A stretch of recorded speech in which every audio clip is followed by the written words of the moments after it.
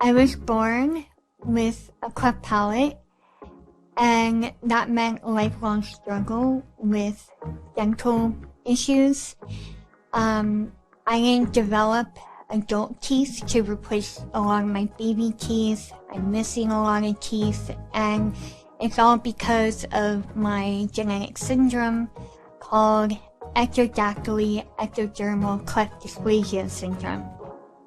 My family and I have always known that my entire life was going to be full of maxillofacial surgeries and dentist appointments. I have lost count of how many surgeries I've had, but I'm pretty sure it's well over 30, probably closer to 40.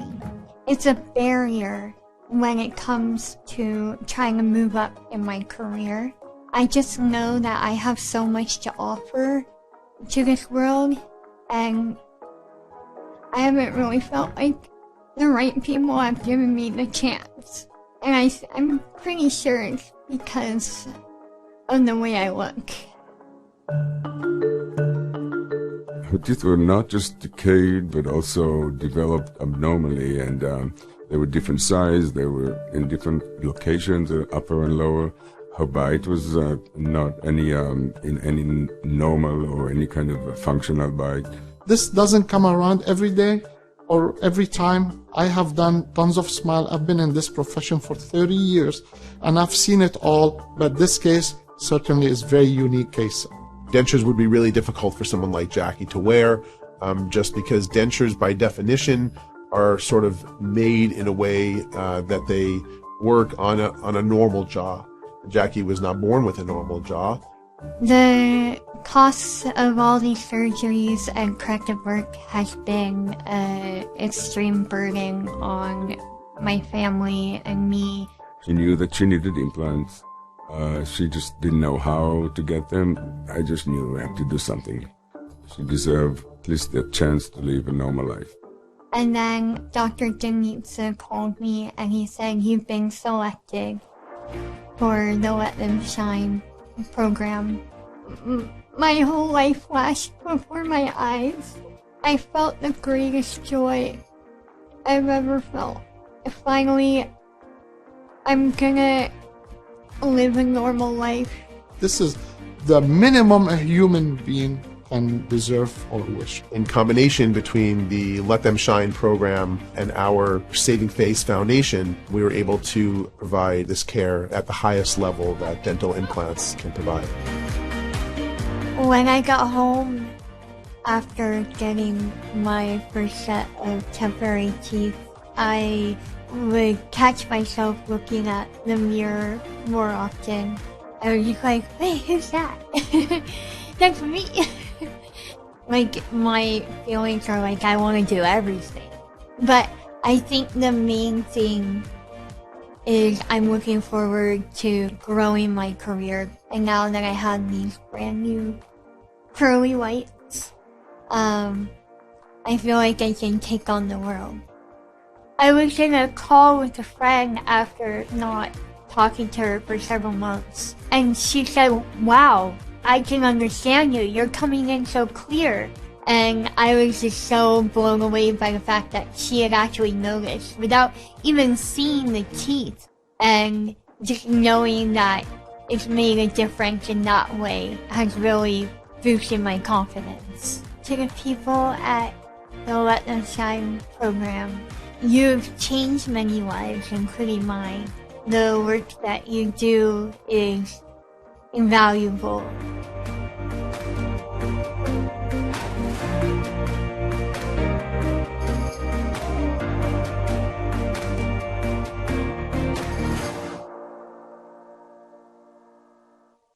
Wow.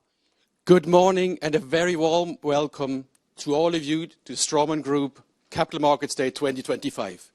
After a fantastic day yesterday in Villeray, where we visited the production site, it's a pleasure to have you all here.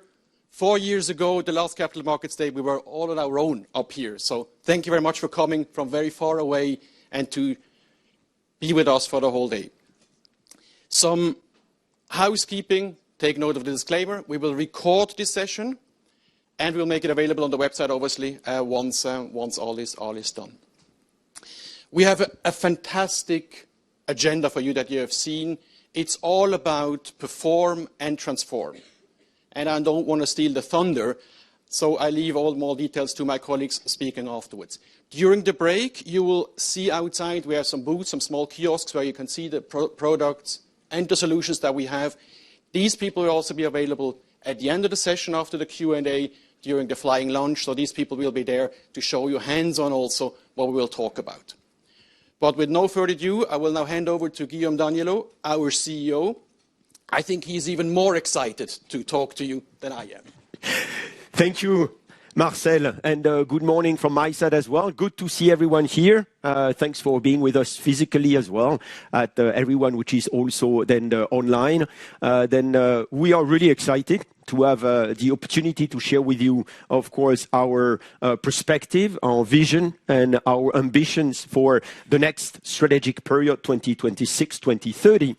And for starting, I would like just to echo the patient movie that we have just seen, which is really the symbol of the purpose of our organization that we have set in 2021.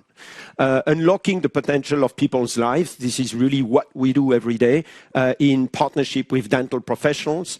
This is really critical for all of us because that's also why we are getting up in the morning. You have seen the patient of the people in the factory yesterday, that you would see that in all our different organizations. That's the way also we are creating those smile movements that are financing the Let Them Shine program that you have seen. And this is a very central part of who we are as an organization. How are we unlocking the potential of people's life? Besides doing all those philanthropic activities, is obviously delivering the best product to dental professionals, the best educations, and by being the most innovative, customer-focused, and digitally powered oral care organization in the world. That's the bold ambition we had set for ourselves in 2021. And back then, we have really defined clearly how we would like to move forward. Then the previous Capital Market Day 4 years ago have really set the scene. We have clearly presented our bold ambition of having a double-digit growth CAGR over the 2021-2030 period and being able to transform more than 10 million smiles annually by 2030. We have set also our clear strategic compass to define how we are going to do this from a strategic standpoint. Then it was 4 major strategic dimensions. Product dimension on the perform side, that was implant and orthodontics. 2 strategic customer dimension on the right side for the transform, that was especially the winning target groups, strategic target groups that have been DSOs and developing consumer presence. That was very important at that time, and enabled by 2 strategic aspect of our, let's say, strategy that was, on the one side, double down on our culture in a sustainable manner, and also, of course, starting a digital transformation that was very important in our eyes to be at the edge of the transformation of dentistry that we were starting to see happening.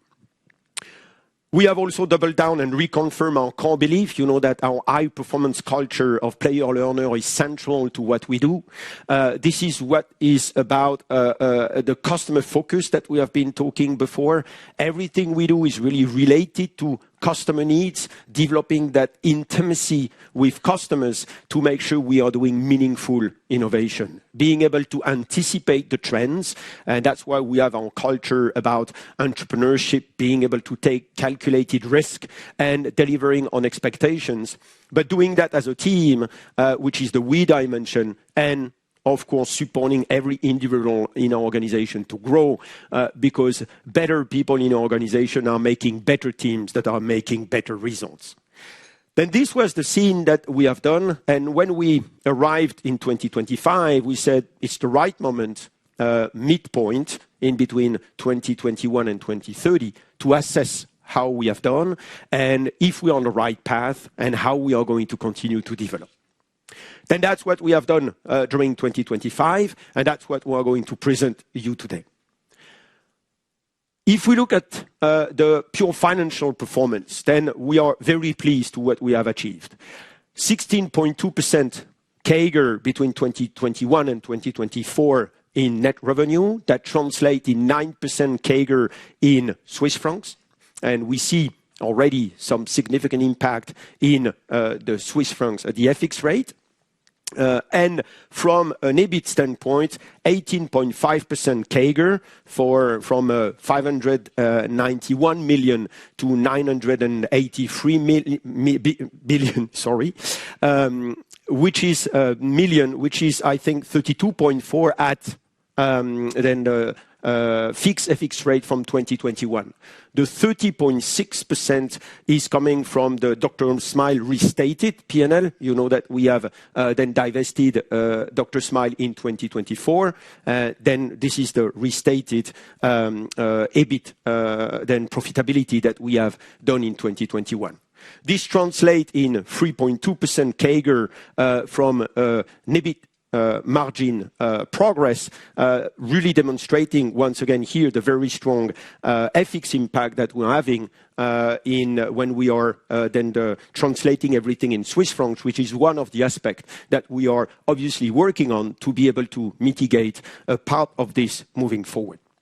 But all in all, we are ahead of our plan when it comes to top line growth and when it comes to EBIT margin development.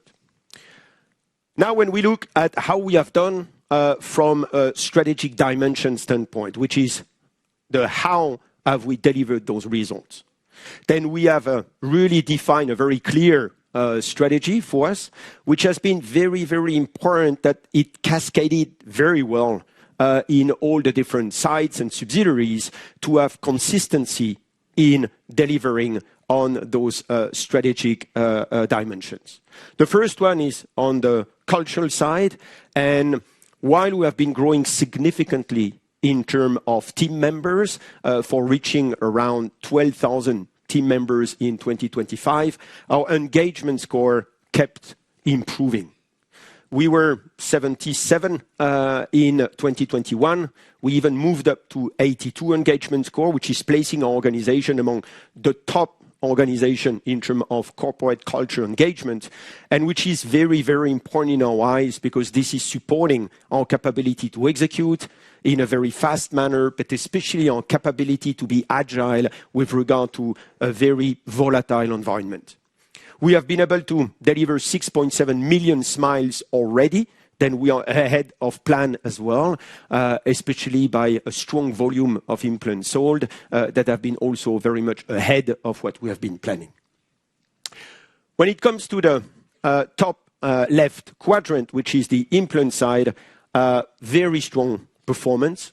We grew our market share from 29 to 35% on the implant segment, especially leveraging on the one side, the innovation capability of our organization, but also leveraging a lot the multi-branding strategy, multi-brand, multi-pricing from a geographical expansion standpoint.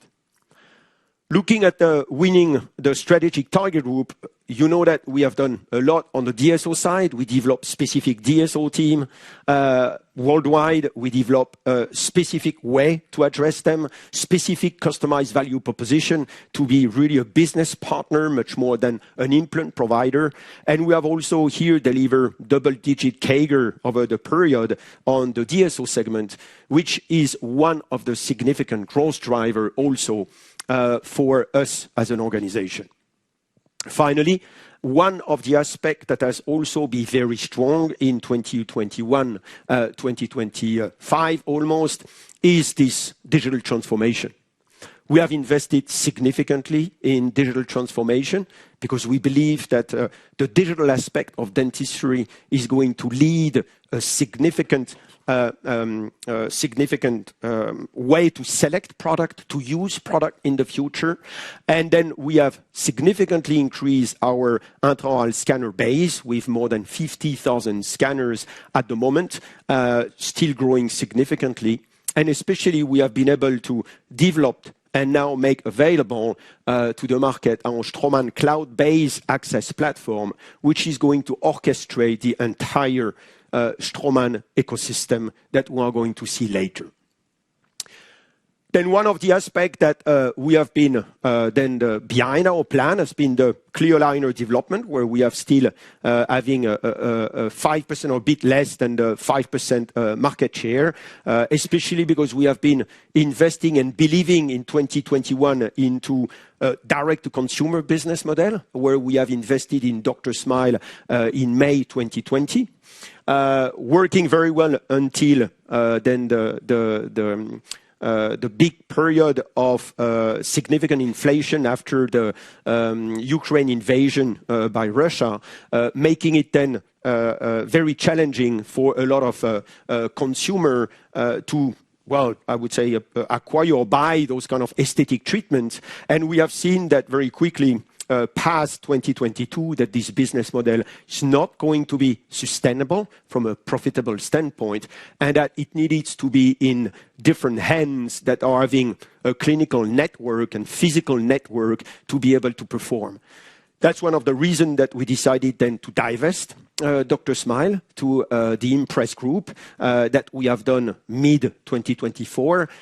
And this is one of the ways where our total critical mass in clear aligner decrease as our direct-to-consumer will have a significant part of it. Then while we have been growing very well on the B2B side, I think we were expecting to be from a clear aligner standpoint at a bigger part of our total top line, but obviously, the B2B is still a very interesting segment, and we are going to see how we are going to coat back here and being able to perform also to get those elements in green as well at the end of the period. Then, all in all, you see a very strong development, positioning us very well for 26, 2030, as we have a lot of strength that we can build on, and a lot of area where we are already starting to transform to make sure that we can still develop very significant growth moving forward. Starting from this strong base, where we can see that while we have been delivering on almost all our strategic intent, what was really important for us was also to reflect about what are the trends around us that we need to take into consideration and use them, obviously, as a tailwind instead of taking them as a constraint. Then, when we have done that analysis with customers, with internal teams, we have defined 4 major trends that are impacting our environment and that are impacting our business and industry as well. There are 2 news that were not there in 2021, 2 that are accelerating and that we are going to continue to anticipate. First one is we have all seen about what's happening around us. We are really moving from globalization to a much more fragmented world and fragmented environment. There is a lot of policies by major countries to try to restrain market access. We have seen that with lately the new Trump administration placing a lot of tariffs for a lot of import goods. But we have seen that also in China as an example. VBP is a way to restrict market access. Also, potentially in the next VBP 2.0 to favor local manufactured product. We see that also in different countries that are intending to do that potentially, that we have heard. There are those kind of discussions that are happening in India, also in Saudi. Then meaning that we have a lot of areas where we need to be prepared to a very different way to do business when it comes to supply chain. The good news for us is that we have already anticipated this, and you will see we have a manufacturing network which is going to help us to be very resilient with regard to this new state of the world when it comes to then the fragmentation. Another very important shift that we have seen, it's a shift in the competitive landscape. We have been used to have then the regular competitors that are mainly coming from Europe or North America. And we see a lot of competitors coming from Southeast Asia now and China. If you take, for example, then implants, we have seen Koreans are very strong competitors for the past years. But we have seen in the regenerative business, for example, Chinese companies being now very strong, going against the leader of this segment. Intraoral scanning, we see major technologies that are coming from China and that are very, very successful, and that we are leveraging actually one of them by having anticipated this move. We see also in clear aligner, very strong competition coming from China as well. Then we need to be prepared to have very different competitive landscape moving forward and being able to embrace this as an opportunity instead of looking at only as a major risk or threat. We have also seen some two very important trends that are accelerating and actually that we are pushing further as well, because we do believe digitalization is a very strong opportunity of differentiation. We have seen a lot of then the digitalization of equipment. We have seen a lot of software coming into dental, but it has not always been easy to use. With the introduction of AI now, which while it has been a buzzword, there is very clear application now of AI in dentistry, which is changing significantly processes, workflow, and driving efficiency and profitability in the dental space. Being able to be ahead or leveraging this to differentiate and bring more value to clinicians and practice is going to be critical in the next period. Last but not least, consolidation in dentistry continuing. We are seeing the dental service organization, grabbing more share of the care delivery market. They are representing now, when it comes at least to the implant side or in dentistry in general, around 30% of total dentistry. And we see that everywhere. We have been talking about DSOs a lot in North America, but it's exactly the same in China. It's exactly the same now, moving significantly in Europe, and Latin America in the same. Then in all our regions, we can leverage all the processes and the value propositions we have already started to develop, because those DSOs are really supporting significant also transformation of dentistry. Why do we appreciate this consolidation? Is that DSOs are a key partner for opening the market. They are really also here to make sure that they are driving patient flow. They are investing in advertising for high-end treatment. And it happens that as implant and orthodontics are the most profitable treatment in dentistry, they are pushing also for those treatments versus the more classic, I would say, than tooth restoration or prevention. Then DSOs are a partner of growth for us as an organization, and it's then a very important segment that we need to continue to lead.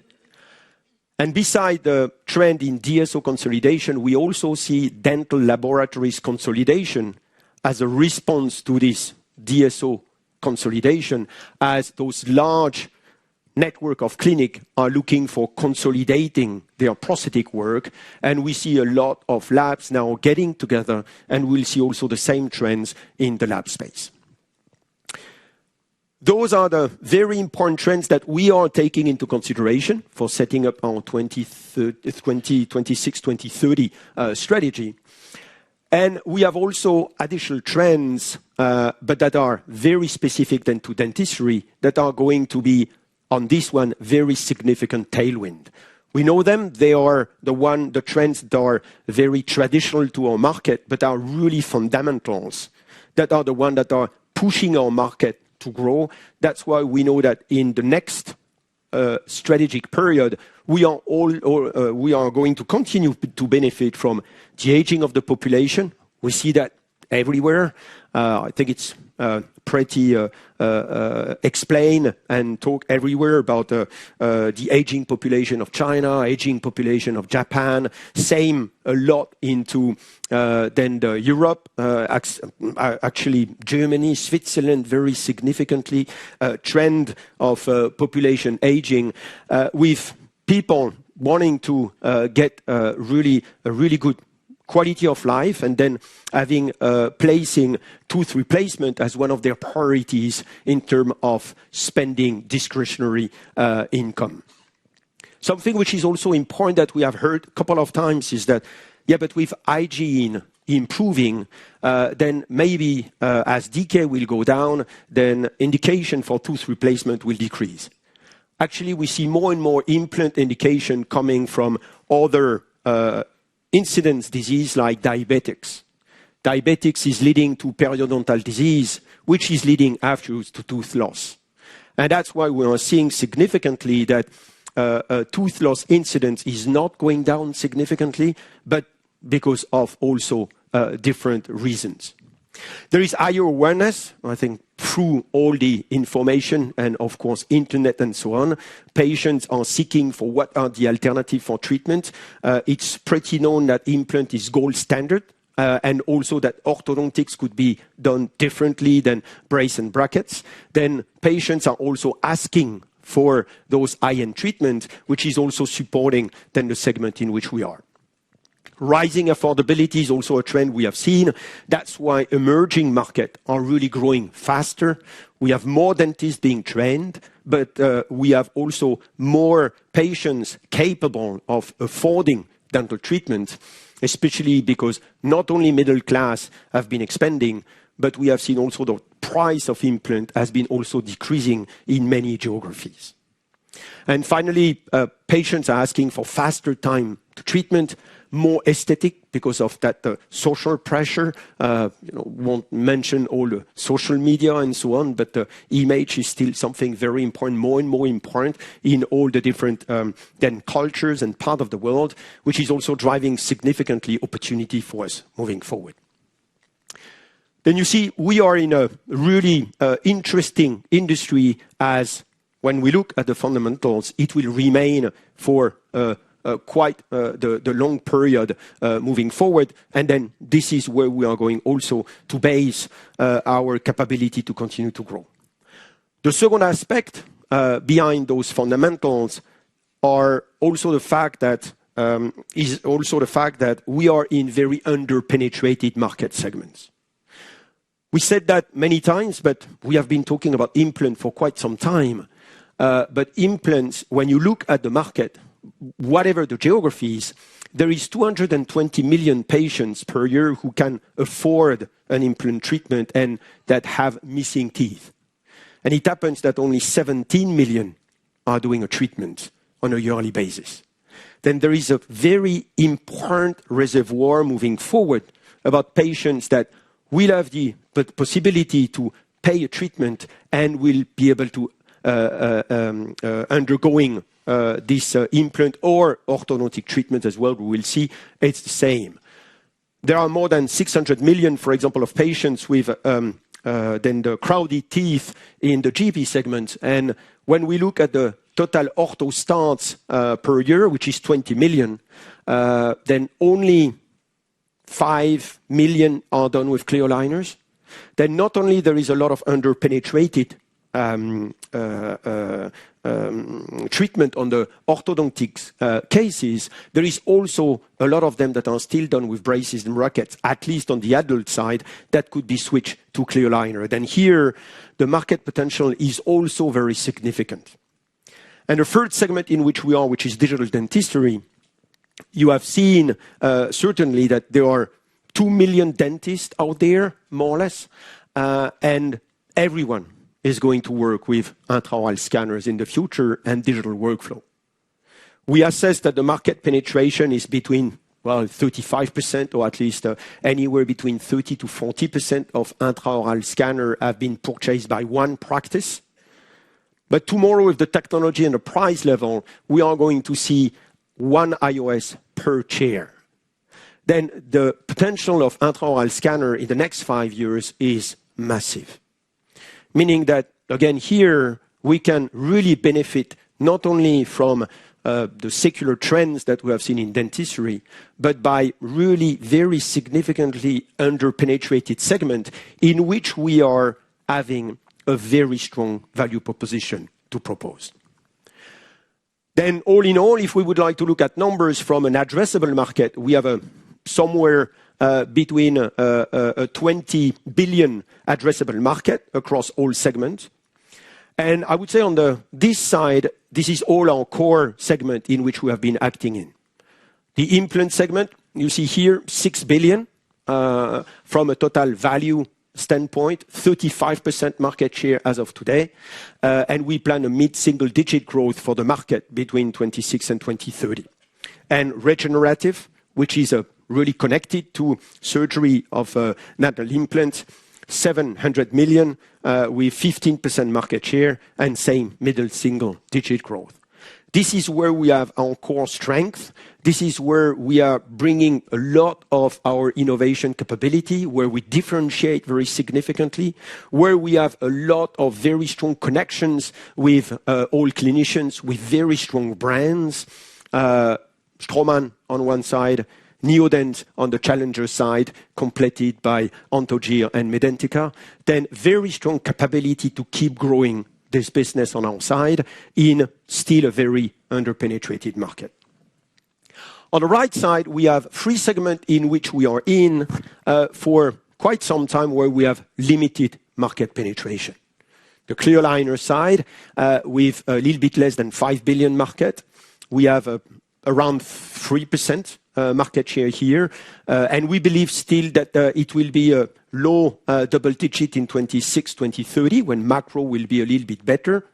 And this is really a segment where we do believe we have then the strong opportunity moving forward through significant transformation. Digital equipment, especially iOS, as I explained a little bit before, 5% market share, a little bit more now, significant growth on our side. It will be also double-digit growth in the next period. And we are going to see also we have a very new value proposition to bring, very new technology, which is going to allow us to accelerate our development. And finally, CAD/CAM prosthetic, a very significant market, 5.6 billion. We have less than 5% mid-single-digit growth over the period. And we are also bringing here a new technology with a strong partnership with SprintRay, but also leveraging the investment we have done on our digital transformation. Then you see 2 different aspects when we look at our addressable market. On the left side, strong capability, strong market share, further development coming based on all the very strong development pipeline we have. On the right side, historically low market share in very interesting markets, but where for each of them we have a new technology to propose. We are transforming our clear aligner with that partnership with Smarty, and Florian will talk about this, which is going to change completely our competitive situation. iOS, very strong also value proposition, which is new, just starting. Our Stereo 6.3 has been launched a couple of weeks ago. Very strong new competitive situation and value proposition for us. And CAD/CAM prosthetic with a very new technology as well, with at the beginning of disrupting potentially this workflow.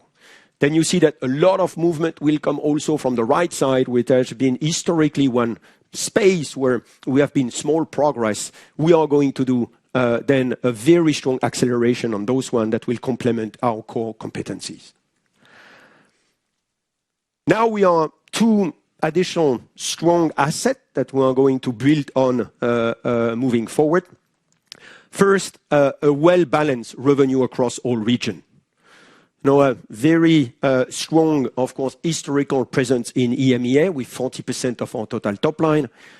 A third almost in North America with 28%. Very strong development in the past 5 years in Asia Pacific with 23%. And this very significant presence in Latin America, very high market share thanks to the Neodent brand in Latin America, representing a little bit less than 10% for our total top line. Then we are able to benefit to all the different, of course, growth or dynamic growth in any of the specific region when it's coming, and it's also allowing us to have more resilience when we have a part of the regions which is not working very well or facing more macro challenges. And I think mirroring this, we have also set up a very diverse and resilient supply chain network, and especially manufacturing network with, as you see here, we have manufacturing sites all across the planet, but especially more importantly, when it comes to our core business on implants, we have one important manufacturing site in Andover, North America.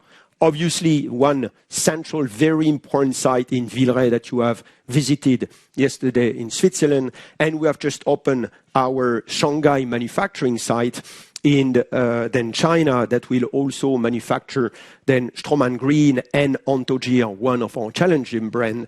Then we have really the capability to be resilient when it comes to any potential supply chain disruption. And as we see then the volatile environment, this is also a very strong asset for us to rely on for the next period. Exciting addressable market, strong asset to play with. Then we are very confident to have a strong 26-2030 period. And we have also defined very clearly the playbook with which we want to grow during this next strategic period. Three major strategic dimensions for our 26-2030 playbook. First one is expanding implant leadership, playing with our core, capability to double down on the innovation and a very strong brand that we have on our core segment. We are transforming our orthodontic franchise, very different way of delivering our value proposition, very significantly strengthened value proposition in that orthodontic franchise that will allow us to be very competitive, focusing especially on the GP DSO segment, and disrupting the chairside prosthetic thanks to digitalization and all the capability to have very affordable imaging capturing devices, AI, automated design, and now 3D printing technology, which is arriving in our practices and that can deliver now final crowns with new resin technology, which is just the beginning, but we'll have the capability to do one of the dream of clinicians that has been doing a crown in 1 hour. And this is what we see coming in dentistry, and we want to be part of it. At the end, we have a very strong vision and a very strong belief that market share gain will come from the very powerful combination of innovation and digitalization, product innovation and digital innovation. And the combination of both will create significant competitive advantage. To go a little bit more deeper into this is the innovation side is what is driving product excellence. This is what we are very strong at. This is our core competencies for decades with expanding indications, driving improved clinical outcomes, driving confidence within clinicians, even for pushing boundaries in indications and being able to simplify treatments in trying to reduce as much as possible all the different inventories while being able to enlarge indication. At the same time, now clinicians are really asking for having accelerated treatment because patients want a smaller time to teeth or shorter time to teeth. They want to have less appointment, which is creating, of course, profitability and efficiency in the dental practice side. And as we have talked about DSOs, they are looking for standardization and driving scalability in their large network, because they are having a lot of dentists that sometimes are doing surgeries or are doing implant treatment of orthodontics in a different manner.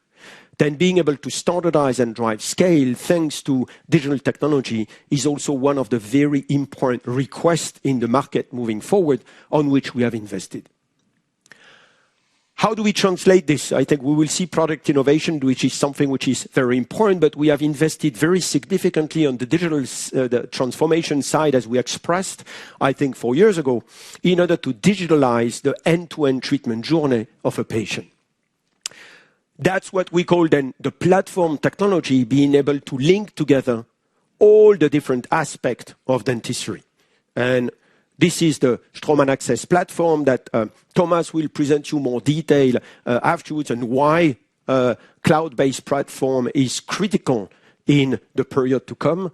Because what we have seen before and what we had before the current period is we had a lot of digital tools, a lot of digital equipment, CBCT scanners, intraoral scanners, but you have software being done, but by different companies. Then you have consumables like implant, orthodontics done by, again, different companies. And you have some software as well for monitoring treatment or doing clinical reviews that are done also from other companies. Then what was the challenge is that connectivity has been always a mess, or challenging, because you need to use like WeTransfer to upload some very heavy data file, like DICOM data file. You have not software that are connected. You need to go in different websites. You have different logging, different passwords. At the end, we had digitalization that was like a huge potential opportunity, but has never been transformed because of the cumbersome way to work with all those tools. And the big differentiation now is that a platform, cloud-based platform, is bringing all of this together. And it's making, you will see, data exchange easier, collaboration better. And at the end, when you have a digital experience, which is really positive, then you will be, of course, loyal to it. You will be sticking to it. And I don't know how many of you are using Amazon, obviously, but it's we are used to say Amazon is not in the distribution business. They are in the one-click business. They are in the customer frictionless business, where you have in one click, you have all your data anywhere available. And then you go there because you know it's going to be easy, fast, and convenient. And we do believe that in the future, the selection of the consumables at the end of the process will be driven a lot by the workflow to which to get there. And that's why, for us, it's really critical, strategically speaking, to drive clinicians to the workflow of their choice, but that are going to deliver the value that they are looking forward, and of course, being able to deliver and support them with the consumable that are coming from our side, meaning implants, meaning prosthetics, meaning clear aligners. How do we make money with that platform? That has been a lot of course, investment from our side. Then we make money with, of course, selling digital equipment. That's why it was very important for us to have a solutions which is going to allow us to have a very competitive value proposition. Because the more you sell scanners, the more you have the capability to connect a lot of users on your platform. Then we have the opportunity, and we have already more than 50,000 users that could be connected to that platform. And we have all the open technology scanners that could connect. But a way to, of course, monetize those investments is also to have the opportunity to sell a lot of those intraoral scanners moving forward. There are the software subscription fees, because now we have our software solutions that are going to be on the cloud platform, where then clinicians can opt in, opt out as they want. It's not going to be the major revenue stream of this digital transformation, because obviously our goal on our side and the major revenue and strategic reason why we are doing this is obviously selling more implants, selling more prosthetics, and more aligners. And then this is the way we monetize this digital investment. is obviously driving still significant growth and market share on the key segment in which we are in, and of course, leveraging all the digital technologies like iOS that we have been acquiring in 2023. And this is the new part of our organization, leveraging very strongly our deep expertise in product innovation. And we are going still to come up, you will see with Andreas, with new surface, with new materials, with new design. And this is not stopping, but we are adding the digital competencies in order to ensure that we can multiply our results of innovation through the digital and the digitalization and the clinician experience, which is going to drive future choices. Then, at the end, what we're expecting from all of this, we have seen strong culture. This is a very strong differentiation with our high-performance culture that we have been building up and still doubling down. Innovation from the product side, I have said, continuing strong innovation flow that we are going to come in all the different segments. Digitalization, which is now kicking in as we have done those investments. The platform has just been released at the beginning of this year at IDS for EMEA. It was a little bit earlier in North America. And it's the starting point of transforming that clinical experience, but connecting everything together. Clinical evidence is really still, for us, our trademark. This is who we are also when it comes to product. We are here to unlock the quality of people's life, to unlock their confidence, also because clinicians have a very strong confidence in our solutions, backed up by all the clinical evidence that we are doing from clinical research publications, which is a strong differentiation with some of our competitors. And finally, a big asset beside our then the supply chain and manufacturing network is also the brands that we're having, recognized brands that are driving confidence, that are seen as very reliable. That's why we are very proud of those Swiss-rooted Straumann green quality of implant, but also obviously Neodent being now a global brand recognized worldwide, which is also a very strong then asset for us moving forward. This is why we are confident that our ambition for 2030 is being able to deliver over the period 10% CAGR average for revenue growth, and being able to grow profitability by 40 to 50 basis point core EBIT margin per annum on average as well at 2026 at constant FX rate during the 26-2030 period. Then I would say this is where we are, and this is our ambition, where we want to be, with a very differentiated and a value proposition and a lot of new competitive capabilities in the segment in which we have not been strong so far, and obviously doubling down on the core business in where we are going to gain shares. And for illustrating all of this and being able to give much more detail on each of those segments and those new competitive value proposition, we are going to have our teams that are going to detail a lot of this for you. And as next, in order to finalize the big picture on the digital transformation, then I will ask Thomas to present you more of the digital transformation. Thank you, Guillaume. So, thank you, Guillaume. Sorry. And good morning also from my side. I'm trying to do something which I did for 20 years, show you what I did, while you hopefully as a user of our products don't see it. So step in the back with the digital transformation we are bringing. And picking up on what Guillaume said and thinking about why are we transforming the experience, especially the digital experience that our customers are having, is when we talk to them, the feedback is more and more, it's not only the product, but also especially this digital experience that is driving why they are consuming our products and how they can treat patients very good. The core principles that we follow are essentially driven by simplicity. So take the hassle out of the treatment, because what we are looking for is an improved quality of care, is a faster treatment, and is an increased efficiency while you achieve that faster treatment. Everybody involved in the process wants that. Guillaume said it, as a patient, I want to be at the end of my treatment more quickly. I want my restoration done with less visits to the practice, for example. For the practice, they want to achieve that because chair time is essentially what they earn money with. So if they have patients for a shorter time in the chairs, they get the time to actually treat more patients and grow their business. And for us as a company, this is important since, well, if they treat more patients and provide access to excellent care, then we sell more of our products in the end.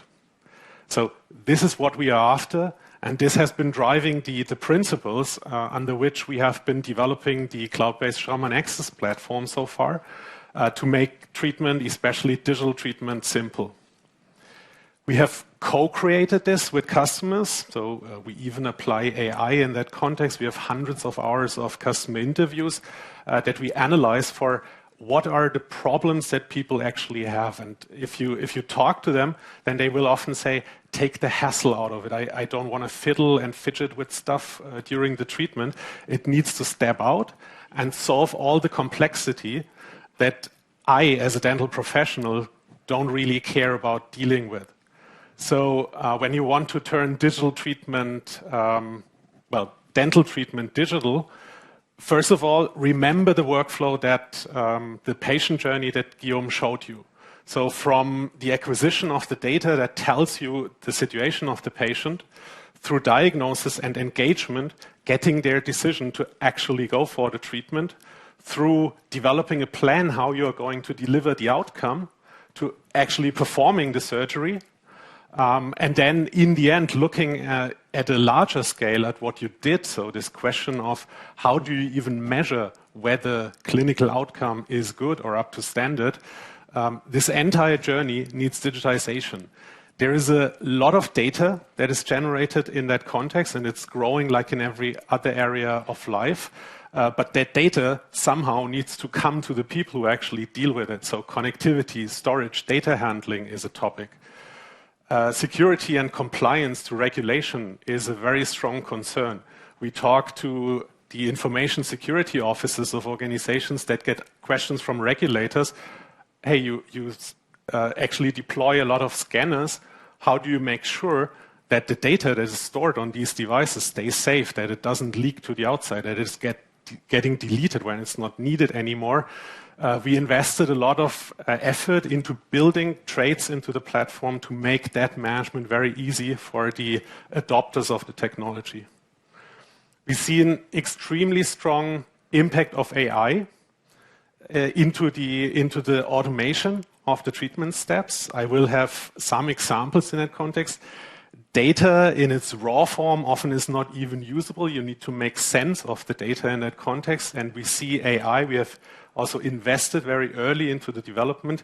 For us, a lot of the basic problems that you have in the digital treatment are solved in the meantime. And then finally, simplicity as a design criterion has to do also with the user interfaces that you deal with as a customer. So how can you come to this mobile-like experience that we see today, where in the end, treatment delivery, treatment planning, collaboration with others becomes a one-click affair.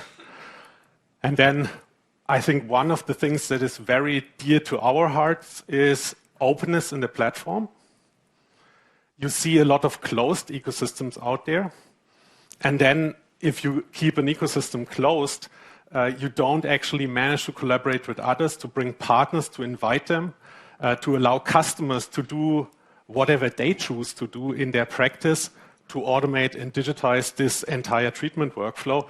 And we see a strong pickup also of customers using the open interfaces of the platform to integrate better into what they have chosen to adopt in the past already, which is a strong driver for customers to decide for a certain ecosystem, to join and to stay with that ecosystem in the end. Going forward, or going through the entire steps of the journey, every treatment essentially starts with data capture. So you need to know, and the systems that you are later on going to use and the collaborators that you are working with need the data for input. We have two major modalities that we use in dentistry. One is X-ray based, CBCT, so the traditional thing that revolves around your head. You probably have experienced yourself in a practice. This is very much standardized. The data exchange formats are known, and it's relatively easy to integrate them. What we find extremely interesting for treatment going forward, because in order to restore the dental situation, you need to understand the geometry and you need to get the data into the system. There was a lot of hassle, that is an adoption burden to actually using intraoral scanners in the past. So you needed to be actually very handy to do the scan right. And then you had the data sitting in the device and you were fiddling around with USB keys, for example, to change to others. And what we have invested in the past is to reach a state where the handling of the devices has become so easy that our customers even describe them as life-changing experience in the meantime. So they say picking up the device, just going for the scan without an elaborate scan strategy is so easy to generate the data, and the systems being automatically connected to the cloud infrastructure makes it so easy to bring the data into the environment that we think this will drive adoption of the digital equipment going forward, and consequently also the foundation for the digital workflows happening later on. We actually see customers who incentivize even their hygienists to scan every patient when they come into the practice, because they see that as a library of what the teeth look like and see that as a basis for all the treatments they can provide to the customers later on. So, like I said in the beginning, data in its raw form often is more a burden than something useful. The next step is you need to understand what is actually in the data. So if you have an image, this is just pixels first of all, but what is tooth, what is bone, what is gingiva, that's the question that you need to solve and clear before you can go on in the treatment. So combining the data that you get from the CBCTs and the surface scan that you get from inside the mouth is one of the first tasks that the clinicians need to go through, or technicians need to go through, in order to prepare for further treatment. And we apply AI to do the segmentation, to do the alignment, to do the fusion between the data. We have processed millions of cases in the meantime, and we reach a level where in the high 90% digits, the automatic alignment and segmentation of data is accepted without human interaction. That's why we say actually this data preparation is done and forms a basis, a digital twin of the patient in the system that you can then use along the rest of the treatment. Now, when you have digitized your patient, the next step in the treatment is to engage with them. So you know what you roughly want to do. You need to replace a tooth, for example. You want an orthodontic treatment, but it's still the decision of the patient to go with the treatment that you propose to them. And for that, we work with SmileCloud, for example, integrated into the platform. So data automatically flows into the environment. And you can show as a clinician to the patient what the outcome will look like, what you propose to them. And if you imagine that as a patient, saying yes to something that you don't know what it would look like is significantly harder than when somebody shows you in your own face. And in the meantime, we can even do that in video. So you could imagine yourself what you look like after a treatment with the system showing you the difference from before treatment and after treatment. So as a patient, I would absolutely prefer to see that. But as a clinician, I have just created a problem for myself. Because how do I make sure that I actually will also arrive at what I promised to the patient? I gave them a promise, and this is what you see on the right side. If you have the digital twin of the patient showing them something and visualizing something that is linked to the data set in the back, that gives you the entire insight into the 3D situation, you can see the limits where you can move a tooth, for example, within the jaw. You can show how the geometry will look like. You can look at the details of wall thicknesses of material that you are bringing in and see the limits of what you can achieve. So with that integration, and only through the integration of the data, you can make sure that you will be able to deliver on the promise that you are giving the patient when you show them this is what you could look like after the treatment. And again, something that wouldn't be possible if we hadn't taken the hassle out of getting the data into the systems, understanding the data, and providing it in a way that it can be used for the further treatment steps.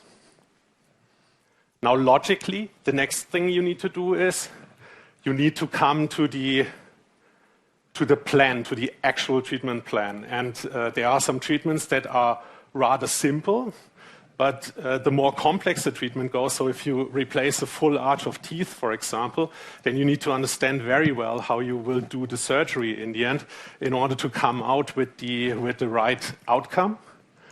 And we built on 25 years of history on dental implant planning or surgical planning, with customers planning hundreds of thousands of cases every year in co-diagnostics, our system.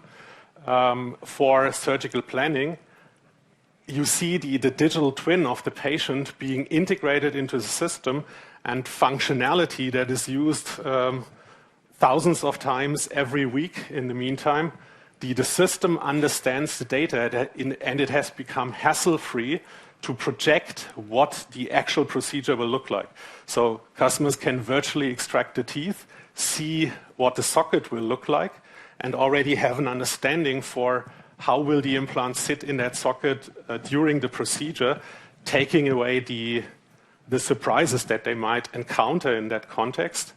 Early studies have shown us more than 60% of time savings in preparing the data through AI to that case.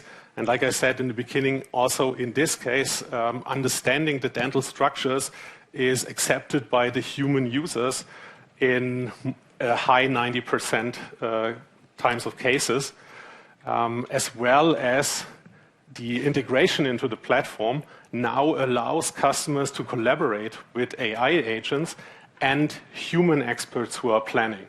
So we have data in a digital environment in which the AI can act on that data to understand it and help humans plan how they will execute the procedures that deliver on the patient outcome. This gains efficiency, this gains confidence, and ensures better clinical outcomes, actually, if you are going into a surgery with a clear plan instead of not having that clear plan, obviously. Now, taking the connectivity of the systems into account and trying to make sure that you deliver excellent clinical outcome requires the data to also be usable at the situation where you are in the actual surgery. So we ask ourselves, how can you augment clinicians and probably also the clinicians who aren't as experienced as expert implantologists to perform excellent implant surgery? And the industry's answer to that is guidance through the procedure. So much like a GPS system in the car, you want to know where you are during the surgery, and ideally the system to tell you what to do next in order to place the implant exactly like you have planned it. Again, to deliver on that patient experience. And what the platform allows us in this situation is we can generate static guides, so drill guides that you put on the remaining teeth or that you affix to the jaw in order to guide you during the implant surgery. But we see the adoption rising of systems that provide dynamic navigation, so that use computer vision to understand where the tools and instruments are in comparison to the dental situation that was planned beforehand, and follow exactly the implantation plan to perform the surgery according to the outcome you want to generate. What we need in that situation, obviously, is again having digital data in that environment. And if you think about it, in the past, again, you have been dealing with a USB key that you needed to bring to that system. How did you get to a fitting 3D print of that guide you needed in the mouth of the patient in the end? The platform now provides you the flexibility to deliver the plan automatically through the connected device. So planners who have been maybe supporting you from a lab, or even Straumann employees who have been supporting you, can provide the plan, you select it on the device, and you start the procedure. That is what digital transformation changes in the workflow when you come to the treatment step. And then finally, I mentioned it, the question, or how do you answer the question, whether you actually perform according to standard. This is also an interesting question for us. How do the devices that we provide to our customers that they use to treat patients, how do they perform? So is there implant loss? Or in which situations do you have implant loss? And for that, as the last step, as an example, we created what we call the implant registry, which allows customers to very easily, with a very simple scan of the packaging of the device, and it's not only our products, it's thousands of products on the market, to enter it into a system. We built the largest registry of its kind. In the meantime, more than 90,000 patients and their outcome and their long-term outcome also are registered in the platform. And with that, what you can do is go quantitative. So analyze the clinical outcome of what you are performing, analyze how you are performing according or against the expectation for the type of treatment that you are delivering, and all this in a very simple way. Get the traceability, what you did, get insights into the process quality of what you are delivering, and we can even start to normalize against the patient cohort that you are treating. So Guillaume has been speaking about an aging population. There's a difference if you treat the 30-year-old who had a mountain biking accident and broke their tooth versus the 90-year-old with a lot of comorbidities, for example. We see customers in the meantime applying the process, looking at their clinician performance, looking at are there systemic signals of where they need, for example, additional training in order to improve the clinical outcome that their entire population of clinicians can reach. And with that, we also believe to provide better care and provide the insight to, again, improve on the process quality that our customers are providing to patients. I mean, in the end, wouldn't you also want to go to a dentist where you know somebody has been systematically looking into how are they clinically performing, so you get a almost assured, almost guaranteed good outcome in the end. So these are examples I wanted to show you. We will see a lot more examples in the following hours with products being connected to the infrastructure and how they make sense in the individual treatment steps to, again, drive simplicity, which drives time for our customers to treat more patients and thereby consuming the products we are providing and that customers have come to love so much. So my takeaways are a little bit summarizing what Guillaume also introduced. The equipment and products we are providing to customers are going to drive or bring the major revenue streams. We provide subscription software and services on behalf of our customers that generate an additional recurring revenue stream. We drive efficiency gains through simplification, through automation of steps in the treatment journey that patients go through in their practices. This can generate up to 50% of free chair time. We have seen customers driving down from 20 patient visits during a very complex treatment down to almost half of it only. This translates again into higher equipment and product consumption. The integration of a digital portfolio with the leading product portfolio that we bring to the market in implantology, we believe is a strong argument for adoption. So customers are rarely deciding on just a software system, but usually they want the digital experience to surround the product that they are using to treat patients. And it attracts new customers to the platform, since the ease of use of the workflows actually is an argument to buy into it and start from the treatment journey that they have established already and go into additional fields. And what we absolutely see is a very strong adoption of AI use cases. So where we saw 2 years ago, maybe 2/3 of treatments were not AI powered. In the meantime, more than 2/3 of treatments are AI powered in the hundreds of thousands of cases we see every year. With that, I want to close and hand over to Andreas, who will talk about the physical products who are embedded in this digital journey. Thanks a lot, Thomas. Your applause. Thanks a lot, Thomas. Always a pleasure to listen to you and to what you envision and brought to life. Welcome also from my side here to everybody in Basel and to the people out there in the screens. My name is Andreas Utz. I'm leading the implant business unit in Guillaume's executive management team, and it's my pleasure to lead you through the chapter of expanding our implant market leadership. And I think I can start saying that we feel very confident about this chapter and about the dynamic growth we are going to generate over the next 5 years to come.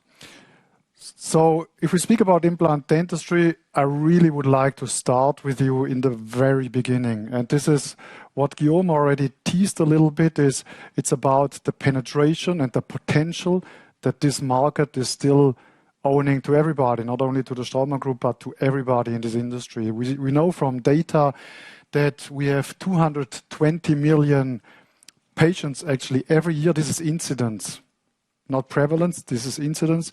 220 million patients every year that are potential implant patients. And only 16 million out of those patients today receive an implant actually. So that's around about 7 to 8% of the potential patients. So the penetration is still very, very low. It's very different in different geographies. We see in Europe, as an example, penetration is around 15%, North America probably 10 to 12%, and in some developing geographies it's probably lower. And we see that this penetration, it's not a static number at all. It's developing. The penetration is growing every year. It's growing this year as well. And there are reasons for this penetration to grow. So first of all, and it's been there already, is patient awareness. So patient awareness is really increasing, and with this, the awareness of implant treatments, and patients are seeking for implant treatments. Then, as well, patients are looking for aesthetic treatments and for fast treatments. And implant dentistry became much better in also having an answer for those desires of having fast and flawless and quick treatments for the patient's problem, also gearing patients more to implant treatments. Then provider base, we see that the provider base is still somewhat a limitation, and we see the provider base growing. So if there are more providers offering dental implants, we also know that there will be more implants will be placed. And then we also know that one of the customer groups, and I think this is very important, this is the DSOs, the big clinic network. Guillaume alluded on it already. They are focusing on big ticket and very profitable treatment, and implant dentistry is very clearly one of the most profitable treatments in dentistry. So these DSOs are focusing on implant dentistry, and with this also they are driving the penetration actively in many geographies, that they are very active and are helping us to penetrate this market even stronger. And I would also mention the financial means that are driving it. We see a rising middle class in developing countries, but we also see the increase of financial means, availability of financial means in many developing countries. So this is a very healthy state to be in. The penetration is still low, penetration is growing, and we also know how to influence the penetration. So it's a very strong market to be in, and we don't see an end of the growth of these markets for the next years or decades to come.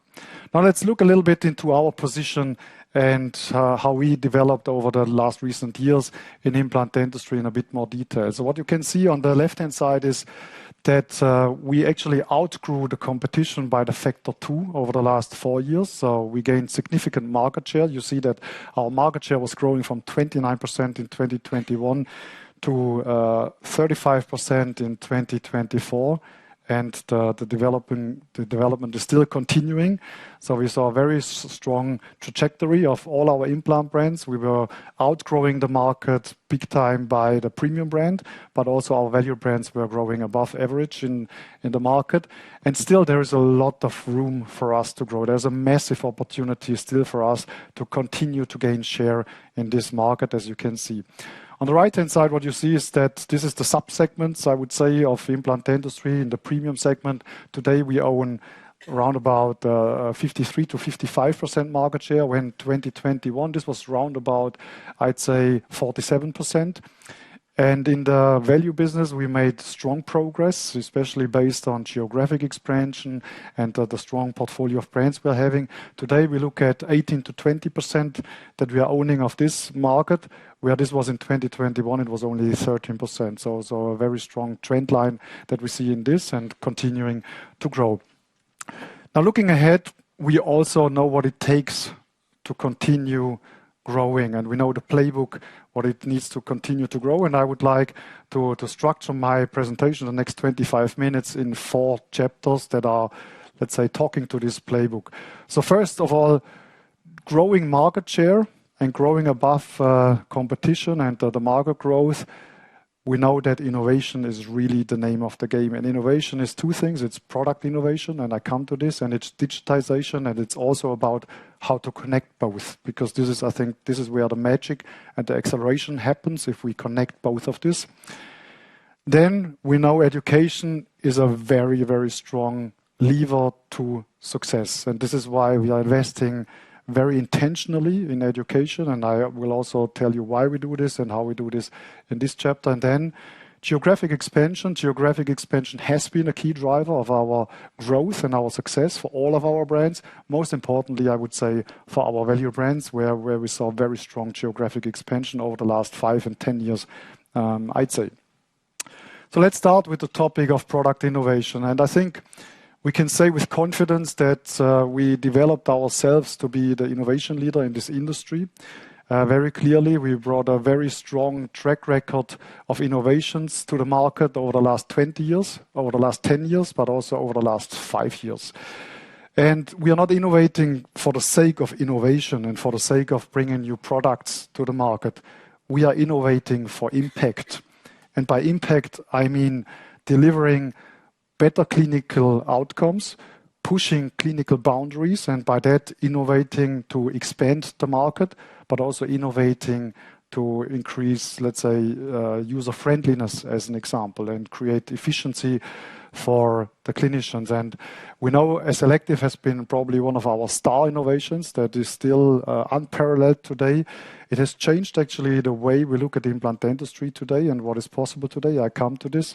But also BLT, when we launched a bone level tapered implant and we launched a BLX implant, they've been super important innovations for us and have been super important for us growing our customer base and with this also growing our market share. And I think as a result, what you can see is that today for the Straumann premium brand that we speak about now, 64% of the revenue we are doing today with the Straumann premium brand, we do with products that did not exist 10 years ago. So this is where you can see how important innovation is to drive a healthy growth and a sustainable growth and differentiation, I would say, for the Straumann premium brand. And you see on the right-hand side, we have a lot of ideas how to carry this innovation and differentiation forward and how to fuel the health of the Straumann premium brand. So if you look a little bit in the growth potential of our Straumann premium brand, one lens that we can truly look into is actually the lens of the different implant types, so product segments. What do I mean by this? So there are actually 3 different, and you are certainly aware, 3 different implant types available in the market.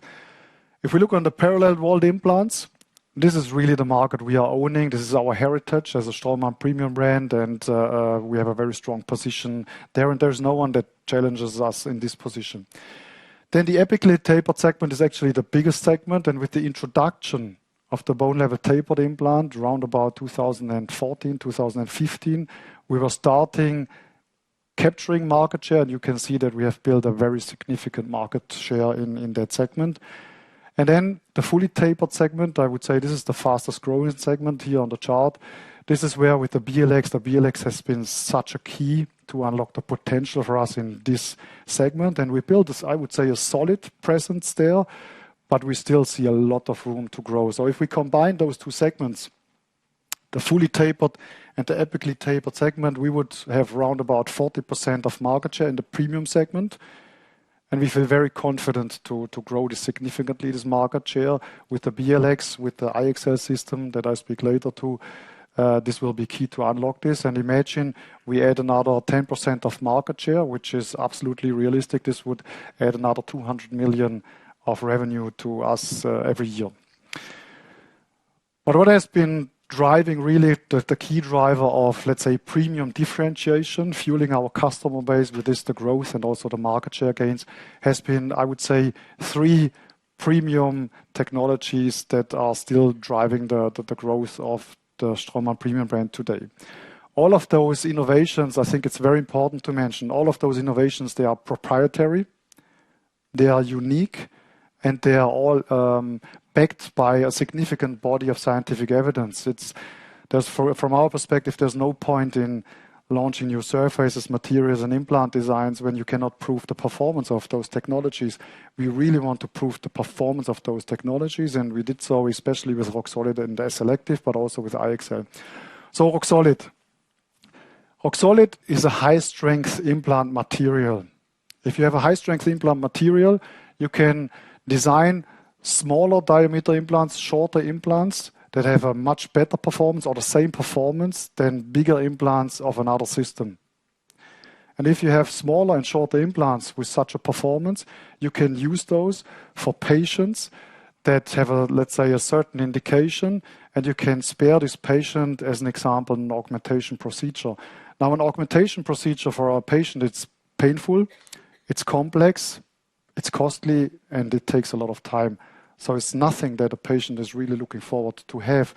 So if we can reduce the invasiveness, we are not only, let's say, having a strong value proposition to our clinicians and they have to their patients, but we're also expanding actually the market because we can treat now patients that actually are not shying away from an implant, but they shy away from an augmentation procedure. And this is really where Roxolid is pushing clinical boundaries. SLActive, our unique hydrophilic surface, is a technology that is still unparalleled in this market and is also pushing clinical boundaries. How? SLActive is delivering faster healing. So the implant is osseointegrating faster, which is critical in immediacy cases that today are the trend. Patients want fast time to teeth. If you want to have fast time to teeth, you want to have an implant that is healing fast. Additionally, SLActive is pushing boundaries also in very demanding cases. Imagine diabetes patients, imagine smoker patients, all of those patients, or cancer patients, all of those patients 15 years ago, they have been contraindications or relative contraindications to implant dentistry. Today, people using SLActive can treat those patients with confidence, and this is how we push clinical boundaries. And SLActive comes with a body of evidence supported by more than 1,000 publications. And then there is IXL. What IXL does is really, IXL is delivering to all of the clinicians and lab technicians out there the largest variety of implant types that we have ever seen in one system. What I mean by this, it offers you an apically tapered implant, the BLC, a fully tapered implant, the BLX, and you get both on bone level and you get it on tissue level, which is the TLC and TLX. Now, this is offering you great flexibility and treatment flexibility. And usually if you, as a clinician, would like to have this treatment flexibility with those types of implants, you would usually need 3 to 4 systems in your practice, 3 to 4 systems with different connections, with different surgical kits, adding a lot of complexity to you, to your team, to your lab technician, a lot of stock keeping that you need to do for auxiliaries and prosthetic components and what more. And with IXL, we do all of this with one surgical kit that you only need, and we do it with one restorative connection. So with this, we reduce tremendously the amount of auxiliaries you need, the amount of prosthetics you need and the surgical kit, reducing also the complexity a lot for the surgical teams and for the practice teams out there. But there is more. IXL is also, it's the first implant that has been designed really specifically for the use and the application of the rock-solid material. Before, we applied rock-solid actually to existing diameters. With IXL, we really pushed the boundaries. We now, as an example, have a 3.75 millimeter implant for all the indications that you can reduce the invasiveness. And we have a very strong, let's say, 4 millimeter short implant as an example that you can use in very atrophied situations in the lower jaw, which is very unique and is offering an extremely valuable solution for those type of cases, again, pushing clinical boundaries. The feedback on IXL and on the concept and the combination of rock-solid and selective has been outstanding.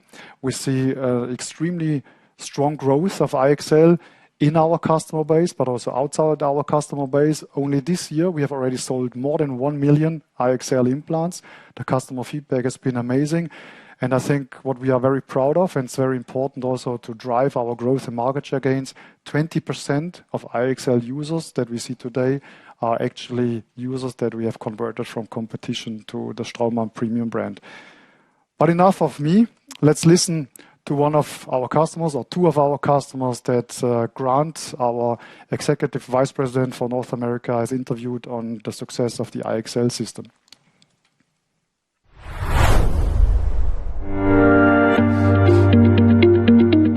What were some of the biggest challenges you faced before using the IXL platform? Maybe you'd be willing to share a little bit with us.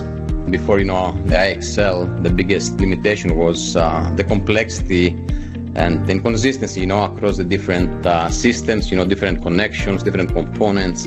There were too many parts and pieces.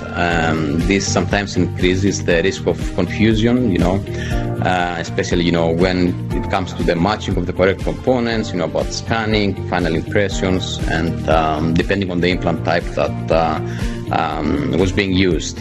And the last thing in full arch cases that is also resolved is basically that with a crossfit connection in the multi-unit abutments we have type A, type B, so it was kind of confusing. Now we don't have this problem anymore. So I think these were the challenges that we were facing before IXL. Panos, so I guess what made the IXL system stand out as compared to some of the other solutions that you kind of used in the past before? I will add the workflows, because now I can, from the patient perspective, I can communicate much better. I can use all the softwares to show the smile design before I even perform it, plan it with co-diagnostics, place my implants with guided surgery through the Smile in a Box portal, and most importantly, the workflows. Whether I do a single, even if I do immediacy, I can put my customized healing abutment, which is ultimate game changer in the business, according to my opinion, which the patient can heal well, and I can also take the implant impression and scan the patient. So, game changer. I can go from multiple visits and the lengthy visits of trying to approximate the flaps and do all these complex immediate implant placements. Simplified, 2-visit protocol. It all comes down to patient satisfaction with the 2, even if you do 3 visits, and most important, profitability. Because yes, the Straumann system is the most expensive system, but you save money in the end, because the workflow is such that you reduce the number of visits, and hence you increase your profitability. So the upfront investment of placing, yes, the implant that costs more than what the competitors charge is such an investment, because you will save money by using the whole workflow, reduce the number of visits, and increase the patient satisfaction and increase your profitability. Game changer. Exactly, and also don't forget also the more options that we have, like wider diameter implants, new tissue level, designs. We didn't have any tissue level since the classic, regular neck and wide neck implants.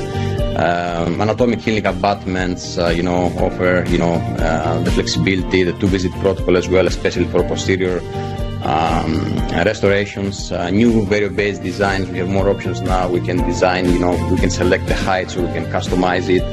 And of course, more flexibility during the surgery, as well as the new eye guide system, with no handle. So basically, I would say in simple words, simplicity, versatility, and flexibility. These are all, many advantages that we have now with IXL. And I will add efficiency, because you reduce the treatment, the chair-side time and the treatment time. That's what brings profitability to all the dentists, whether you are a specialist or a GP, whether you are a business owner like me or if you're an associate. You save time, and time translates into money into the dental business. So I really appreciate you sharing that perspective, and I think that's definitely some compelling arguments that you've shared. So thank you, Grant. Thank you, Dr. Panos and Konstantinos. It's impossible for me to spell the last names of the both. But as you can see, two very different profiles of customers and two very different feedbacks, but very strong feedbacks. And both of them, we have converted those customers in the course of the BLX launch that we did over the last years. And you see that the IXL is a very strong platform. Remember, we have introduced this 2024. We are expanding the launch as we speak.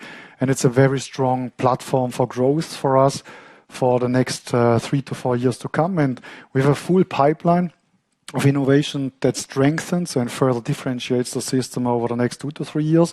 But we, of course, have also a very, very strong pipeline in place. I can say for the mid and the long term, we're working, as an example, on new implant designs. We are working on future new surface technology, and we are working on a series of disrupting workflow innovations that will also help us differentiate. I think Panos has summarized this very well. It's not about the initial cost of an implant. It's about how the long-term performance of this implant is combined with the profitability it delivers you in your treatment. And I think that's a very strong statement. So let's continue along this line workflows. You have heard this now a lot, and I would like to bring you a very tangible example and move into my second chapter, which is digitization. So let's embark on a mind experiment quickly. Imagine for a second you are a dentist and you own a dental practice. And you have this patient coming in your door that needs a replacement of a posterior single tooth. A posterior single tooth. For you in your practice, if you are like others, this would be bread and butter, because we know 2/3 of the implant restorations are single tooth, and half of your implant patients would be posterior single tooth. Now, to the patient, this is not visible to friends and family. So aesthetics is not so much a need, but it's efficiency, it's speed, and it's experience that is a need for you and for the patient. Now the question is, how can we help you to treat this bread and butter case that is 50% of your implant cases in the most efficient way? And I would like to introduce you a little innovation that, combined with the digital ecosystem, made a huge difference. And actually Panos mentioned it. I think he said game changer. And this is actually the anatomic healing abutment. The anatomic healing abutment as such is actually a small little smart innovation that is combining what you can see here. It's actually combining a healing abutment, a conventional healing abutment, and a scan body, and it's combining both functionalities. But the product as such is actually not doing a game changer. It would just be another scan body. But now connecting this product to Straumann Access and to all of the workflows is really changing the game. And what we want to do by this is really to deliver product innovation, because we believe 50% of the success is product innovation in the future that we are committed to deliver, and 50% of the success will be also about driving the experience of the users. And if we combine all of this, this is how your treatment of your patient could look like. So far, you treated these patients in a conventional way. So you saw the patient coming in. The first surgery, you really extracted the tooth and you placed some biomaterial to preserve the socket. Then you let the site heal. And after a couple of weeks, you would reopen, you would do a second surgery, you would place the implant and you would place a closure screw. That in a third visit, you would remove the closure screw, you would place a healing abutment, and you would again send the patient back home, third visit. In the visit number 4, patient will come back, you have to remove the healing abutment, you have to place the scan body, you scan, you have to remove the scan body again, place the healing abutment back in, and you send the patient home. The scan you send probably via WhatsApp or via WeTransfer, you send to your lab that is then working on the restoration. And in visit number 5, you would deliver the final crown, and the whole process could take up to 34 weeks for the patient to have the final tooth. Now, if we apply Straumann Access and our little helper, the anatomic healing abutment, in the first visit, you would extract the tooth, and now you have an extraction socket. And because we have the BLX implant with rock solid and a selective surface, you feel very confident to place this implant immediately in the extraction socket with all the potential this implant has. You surround it a bit by biomaterial. You place the anatomical healing abutment. You do the wound closuring. And then you scan in the same visit, extract the tooth, place the implant, place the healing abutment. You will also, with the Sirius, you will scan over the situation. What the Sirius will do automatically, because it's connected to Straumann Access, it will automatically upload the data file, the patient file into Straumann Access. This is where your lab technician will immediately take the file and continue working on the case, and might, as an example, order Straumann Unique Restoration. The lab will finalize the Straumann Unique Restoration in the lab, will provide it back to you into your practice that you are owning.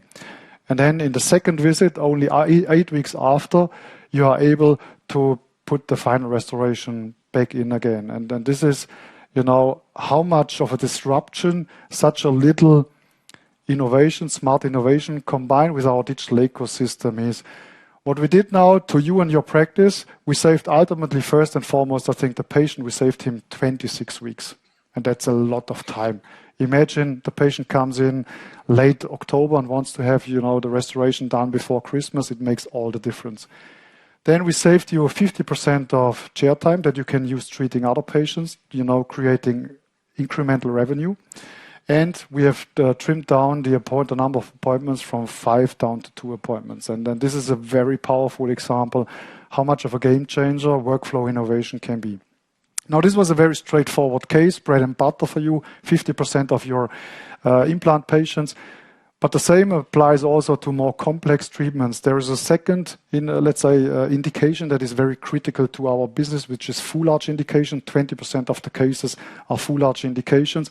And the same logic actually applies for full arch indications, where we have created these little helpers. It's scanning bars that is connecting the implants, because the scanner cannot, if you have a dentulous jaw, you have 6 implants, the scanner cannot connect automatically these implants. So we build a bridge. The scanner, again, scans over it. Sirius uploads the data automatically to Straumann Access. Your lab technician takes the case, orders a Straumann Unique directly on the Straumann Access platform, delivers the final restoration back to you. And what we did to you and your practices, we reduced your total chair time by 50%. We reduced the key appointments that are long appointments for you and for your patients, long and demanding. We reduced them by 60 minutes. And we have reduced the number of the processing steps from 19 to 10, which is really significant. So you can see this is the sort of innovation that is really driving and accelerating the growth of the Straumann premium brand. And we are big believers that this is a big source of differentiation going forward. And we have many more ideas how to progress this kind of innovation, also speaking about same-day provisionalization, as Guillaume mentioned, and other ideas that we have in this space. Now let's move on to education. Education is a big part of our success model, as I said before. And what it truly does, education for us, it generates growth in 2 dimensions. Number 1 is generating growth by educating starters. Okay, with educating starters, we are fueling our customer base, but we're also expanding the market. And we know from data that 60% of clinicians today, they are still using the system, the implant system, that they have been initially trained on. So 60% are still using the system they have been trained on. So it's very powerful lever education. Number two, education is very important to train users on our innovation. So driving penetration of our innovation into the market, education is key to this. And this is also where we are converting, of course, a lot of competitive accounts and are creating also growth for our customer base. And what you see here on the slide is really truly unique to the industry. I think I can say this. So we do education on different levels.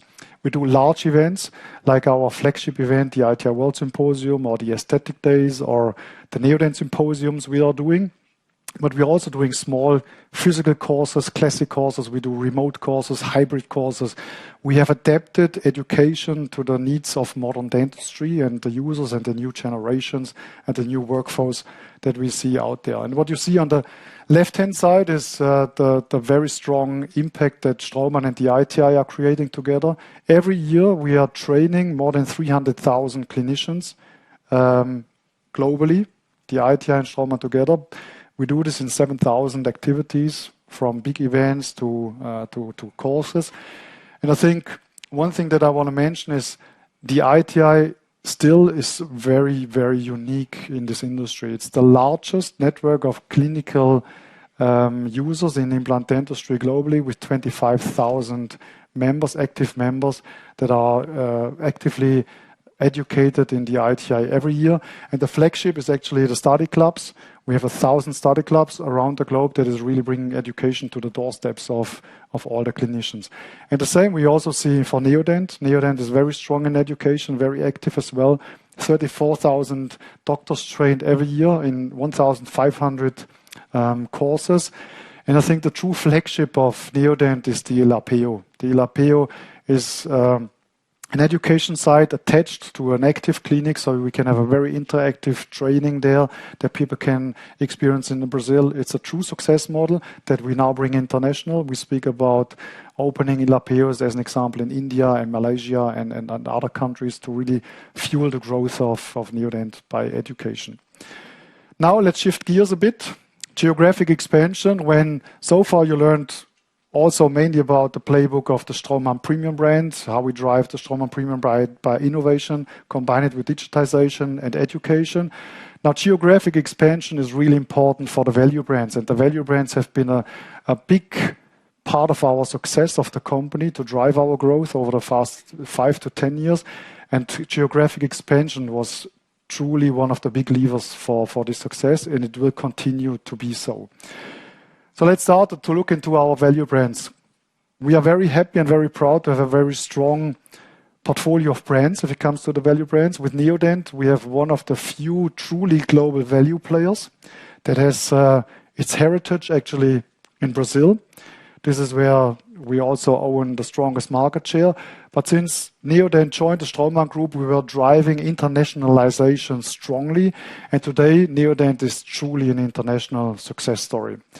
Anthogyr, Medentika are really known for excellence, and they are very strong regional brands. And I come to Anthogyr and Medentika to them in a second.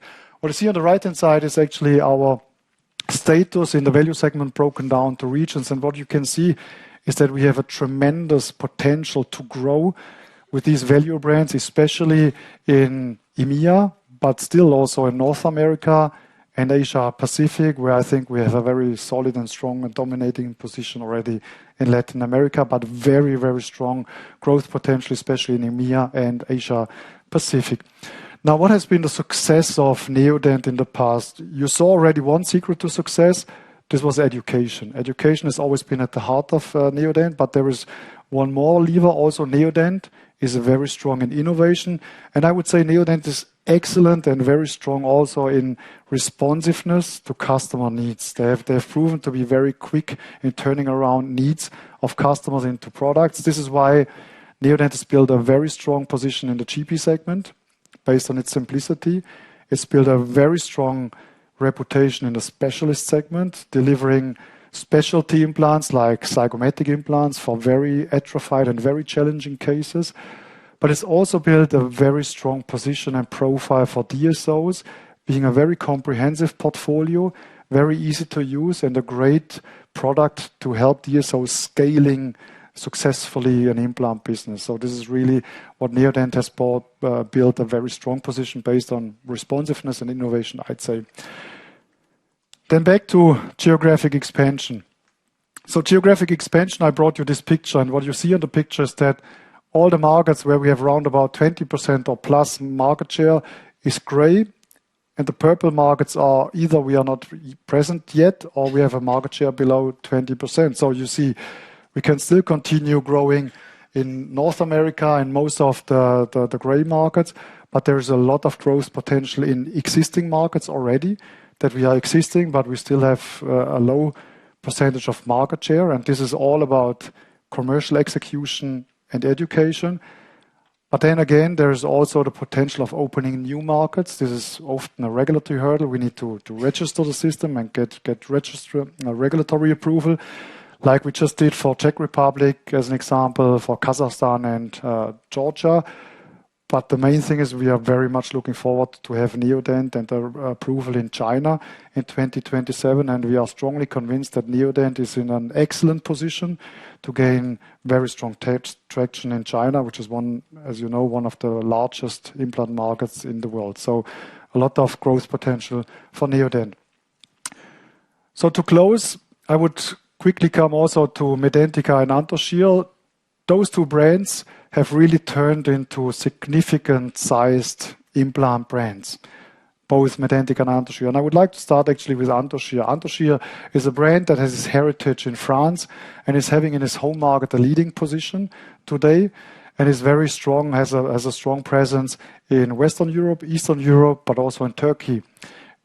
But also Anthogyr has built a very strong presence in China and is very well positioned to continue growing China as a part of the VBP that we see in China. Medentika actually very similar. It's a prosthetic brand and an implant brand. It has a leading position in its home market, which is Germany. Very strong position there. Also has an excellence present in Western Europe and Eastern Europe and Turkey actually. But also in these areas, there for both of the brands, for Anthogyr and Medentika, in the European context, there's a lot of room to grow in terms of geographic expansion for both of the markets.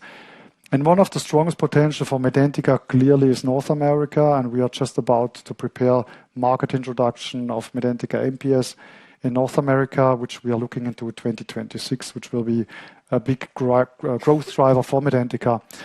And a true highlight to close with is the Medentika Eco implant line that we have developed together with a local partner in China.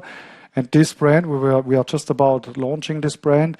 And this brand is geared towards helping the Straumann Group capturing market share in the Chinese market, specifically in the lower value and in the eco segment, where we see a lot of potential based on the VBP to gain strong traction with an implant brand with German roots, Medentika, German engineering, but locally designed and manufactured with a strong local partner that will be a very important puzzle piece to our success in China. And with this, I come to my conclusions.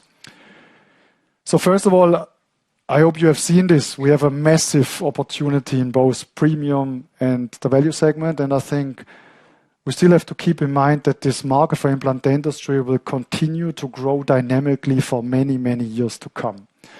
Then innovation leadership is really driving our market share gains, has helped us gain market share, does today, and will also help us in the future. Then digitization will drive practice value creation and differentiation. I truly believe the connection to the digital ecosystem and the innovation we are doing on the product side is an accelerator to the growth of our implant system. I truly believe in this. And the multi-brand strategy is key for us. It's really supporting the long-term growth, the growth acceleration as well, and to also expand our leadership position in the total implant market. With this, I thank you for your attention, and I turn it back to Marcel. Thank you. Thank you very much for your presentation, Guillaume, Thomas, and Andreas. I have the pleasure to invite you now to a coffee break. Also for you 160 people being online, grab a coffee. We will have a timer, 10 minutes before we will come back. You will hear a sound outside, 10 minutes before we should come back. and 5 minutes again. So let's try to be on time, that we can also listen to Florian afterwards on ortho, which I look very much forward to it. So enjoy your break. There are people outside who will show you products and solutions from our great company. See you later, guys.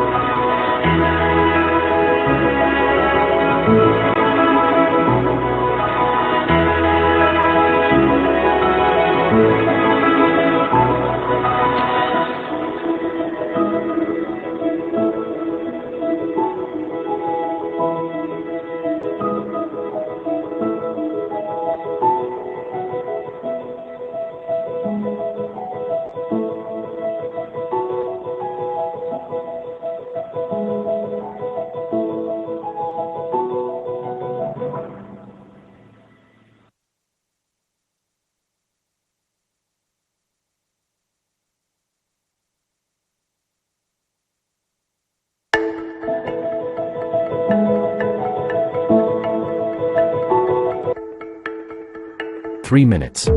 Take your seats, please.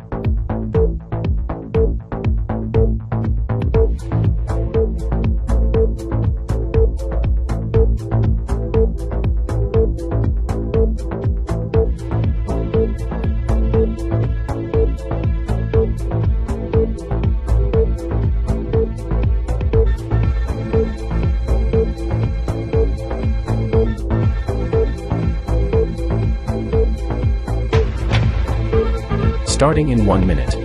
Take your seats, please.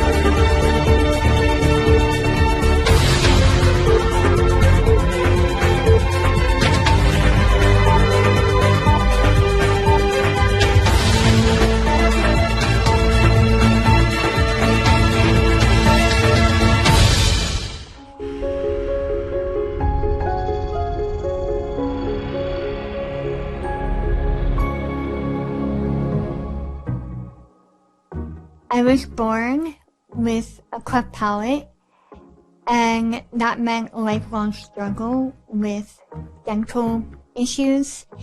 I didn't develop adult teeth to replace a lot of my baby teeth. I'm missing a lot of teeth, and it's all because of my genetic syndrome called ectrodactyly ectodermal cleft dysplasia syndrome. My family and I have always known that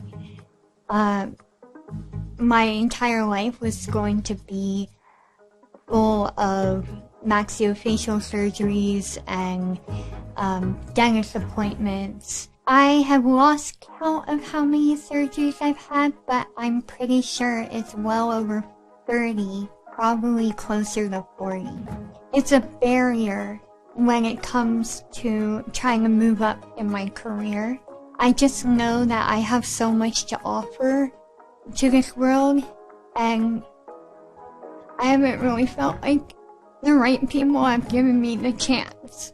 And I'm pretty sure it's because of the way I look. Her teeth were not just decayed, but also developed abnormally, and they were different size. They were in different locations, upper and lower. Her bite was not any in any normal or any kind of functional bite. This doesn't come around every day or every time. I have done tons of smile. I've been in this profession for 30 years, and I've seen it all, but this case certainly is a very unique case. Dentures would be really difficult for someone like Jackie to wear, just because dentures by definition are sort of made in a way that they work on a normal jaw. Jackie was not born with a normal jaw. The costs of all these surgeries and corrective work has been an extreme burden on my family and me. She knew that she needed implants. She just didn't know how to get them. I just knew I had to do something. She deserved at least the chance to live a normal life. And then Dr. Denitsa called me and he said, "You've been selected for the Let Them Shine program." My whole life flashed before my eyes. I felt the greatest joy I've ever felt. Finally, I'm gonna live a normal life. This is the minimum a human being can deserve or wish. In combination between the Let Them Shine program and our Saving Face Foundation, we were able to provide this care at the highest level that dental implants can provide. When I got home after getting my first set of temporary teeth, I would catch myself looking at the mirror more often. I would just like, "Hey, who's that?" That's me. Like, my feelings are like, I want to do everything. But I think the main thing is I'm looking forward to growing my career. And now that I have these brand new pearly whites, I feel like I can take on the world. I was in a call with a friend after not talking to her for several months. And she said, "Wow, I can understand you. You're coming in so clear." And I was just so blown away by the fact that she had actually noticed without even seeing the teeth. And just knowing that it's made a difference in that way has really boosted my confidence. To the people at the Let Them Shine program, you've changed many lives, including mine. The work that you do is invaluable.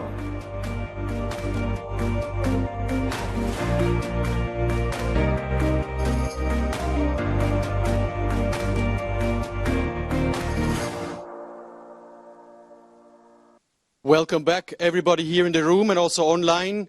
Online, you guys missed some nice presentation of our products outside, but it is what it is. So thanks for being back on time. I will not steal any of your time, as you told me, so I'll introduce our head for orthodontics. Here we go, Florian, rock it. Perfect. So, welcome as well from my side. I hope you're all very well caffeinated and ready for what Guillaume explained before, a bit the right side. So my name is Florian. I'm responsible for the ClearCorrect business that we're going to speak first today about, but as well for the digital enabler business and as well for the CAD/CAM prosthetic business. And we're very much looking forward to guide you a little bit through the tremendous opportunity that we see in these segments to gain significant market share going forward. Well, you know, the auto business, and you have all heard in the Q3 results that we embarked on a transformation journey on the auto side. Let me jump first, into the market. And guys, this is an incredible market to be in.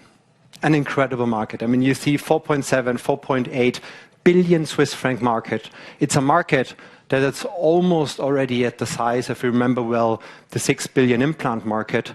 And it's a market where we strongly believe, and all market indicators as well show this market is going to grow low double-digit over the course of the next years until 2030 from a CAGR point of view.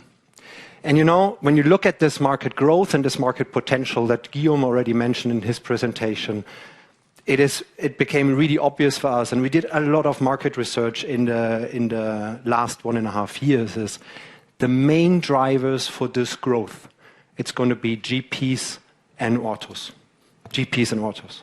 And that's why we as an organization decided that this is for us the sweet spot of the customer segment, because it's the biggest intersection set that we have with our customers. We know the GPs, we know the DSOs, and this is from a customer acquisition cost point of view for us the absolute sweet spot, because we have existing relationship with these guys out there. And you see our aspiration.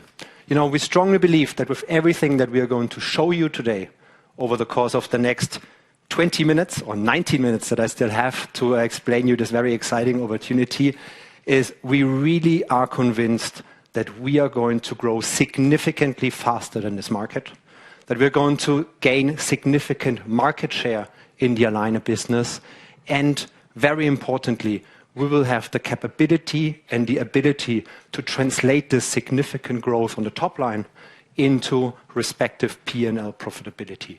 So very, very exciting. Now, when we talk about transformation, always one thing comes to mind.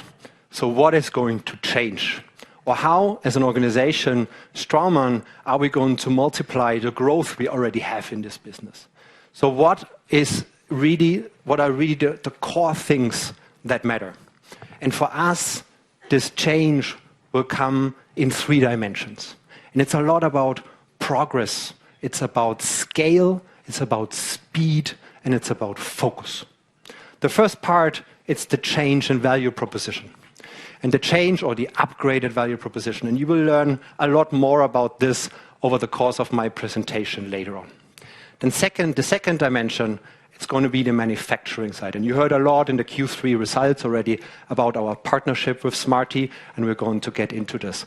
But the scale in production is absolutely critical to drive down cost on the aligner side. And this will be a fundamental pillar of this transformation.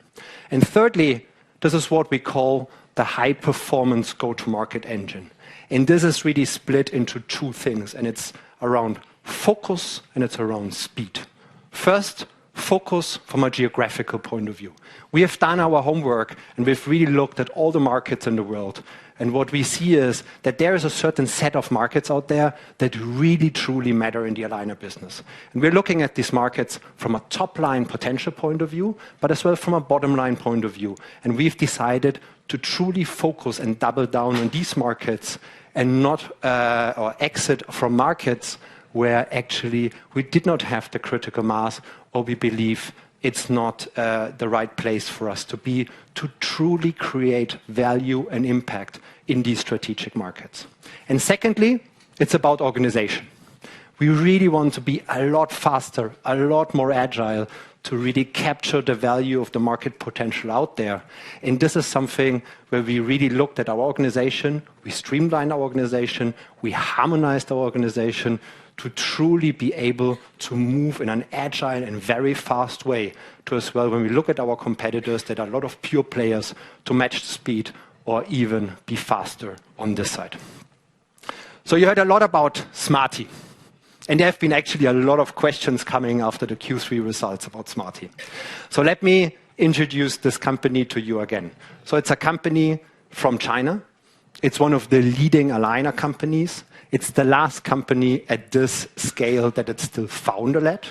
And it's a company that has been around for a very, very long time.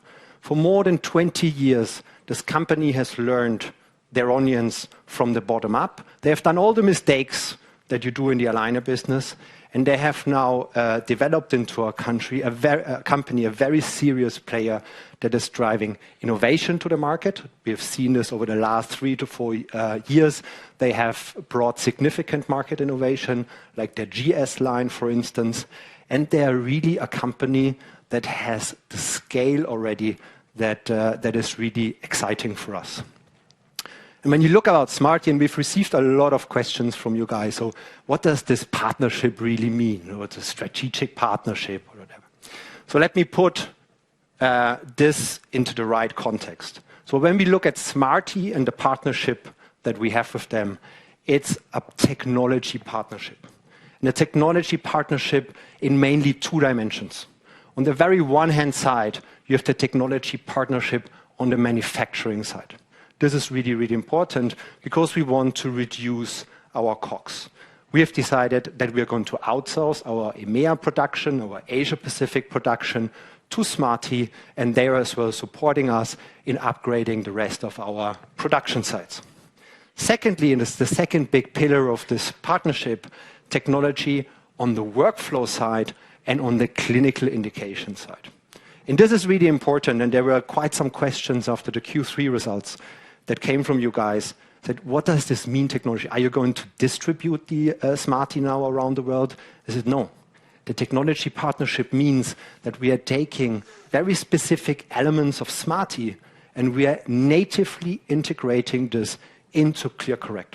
So ClearCorrect is keeping all the differentiators that it has today, the go-to-market, the customer relationship, the planning, the service function, everything. But there are certain bits and pieces, and I'm going to lead you through this, where this really plays a significant role for us on the aligner side, that we are going to integrate into ClearCorrect. So we're not going to distribute Smarty going forward.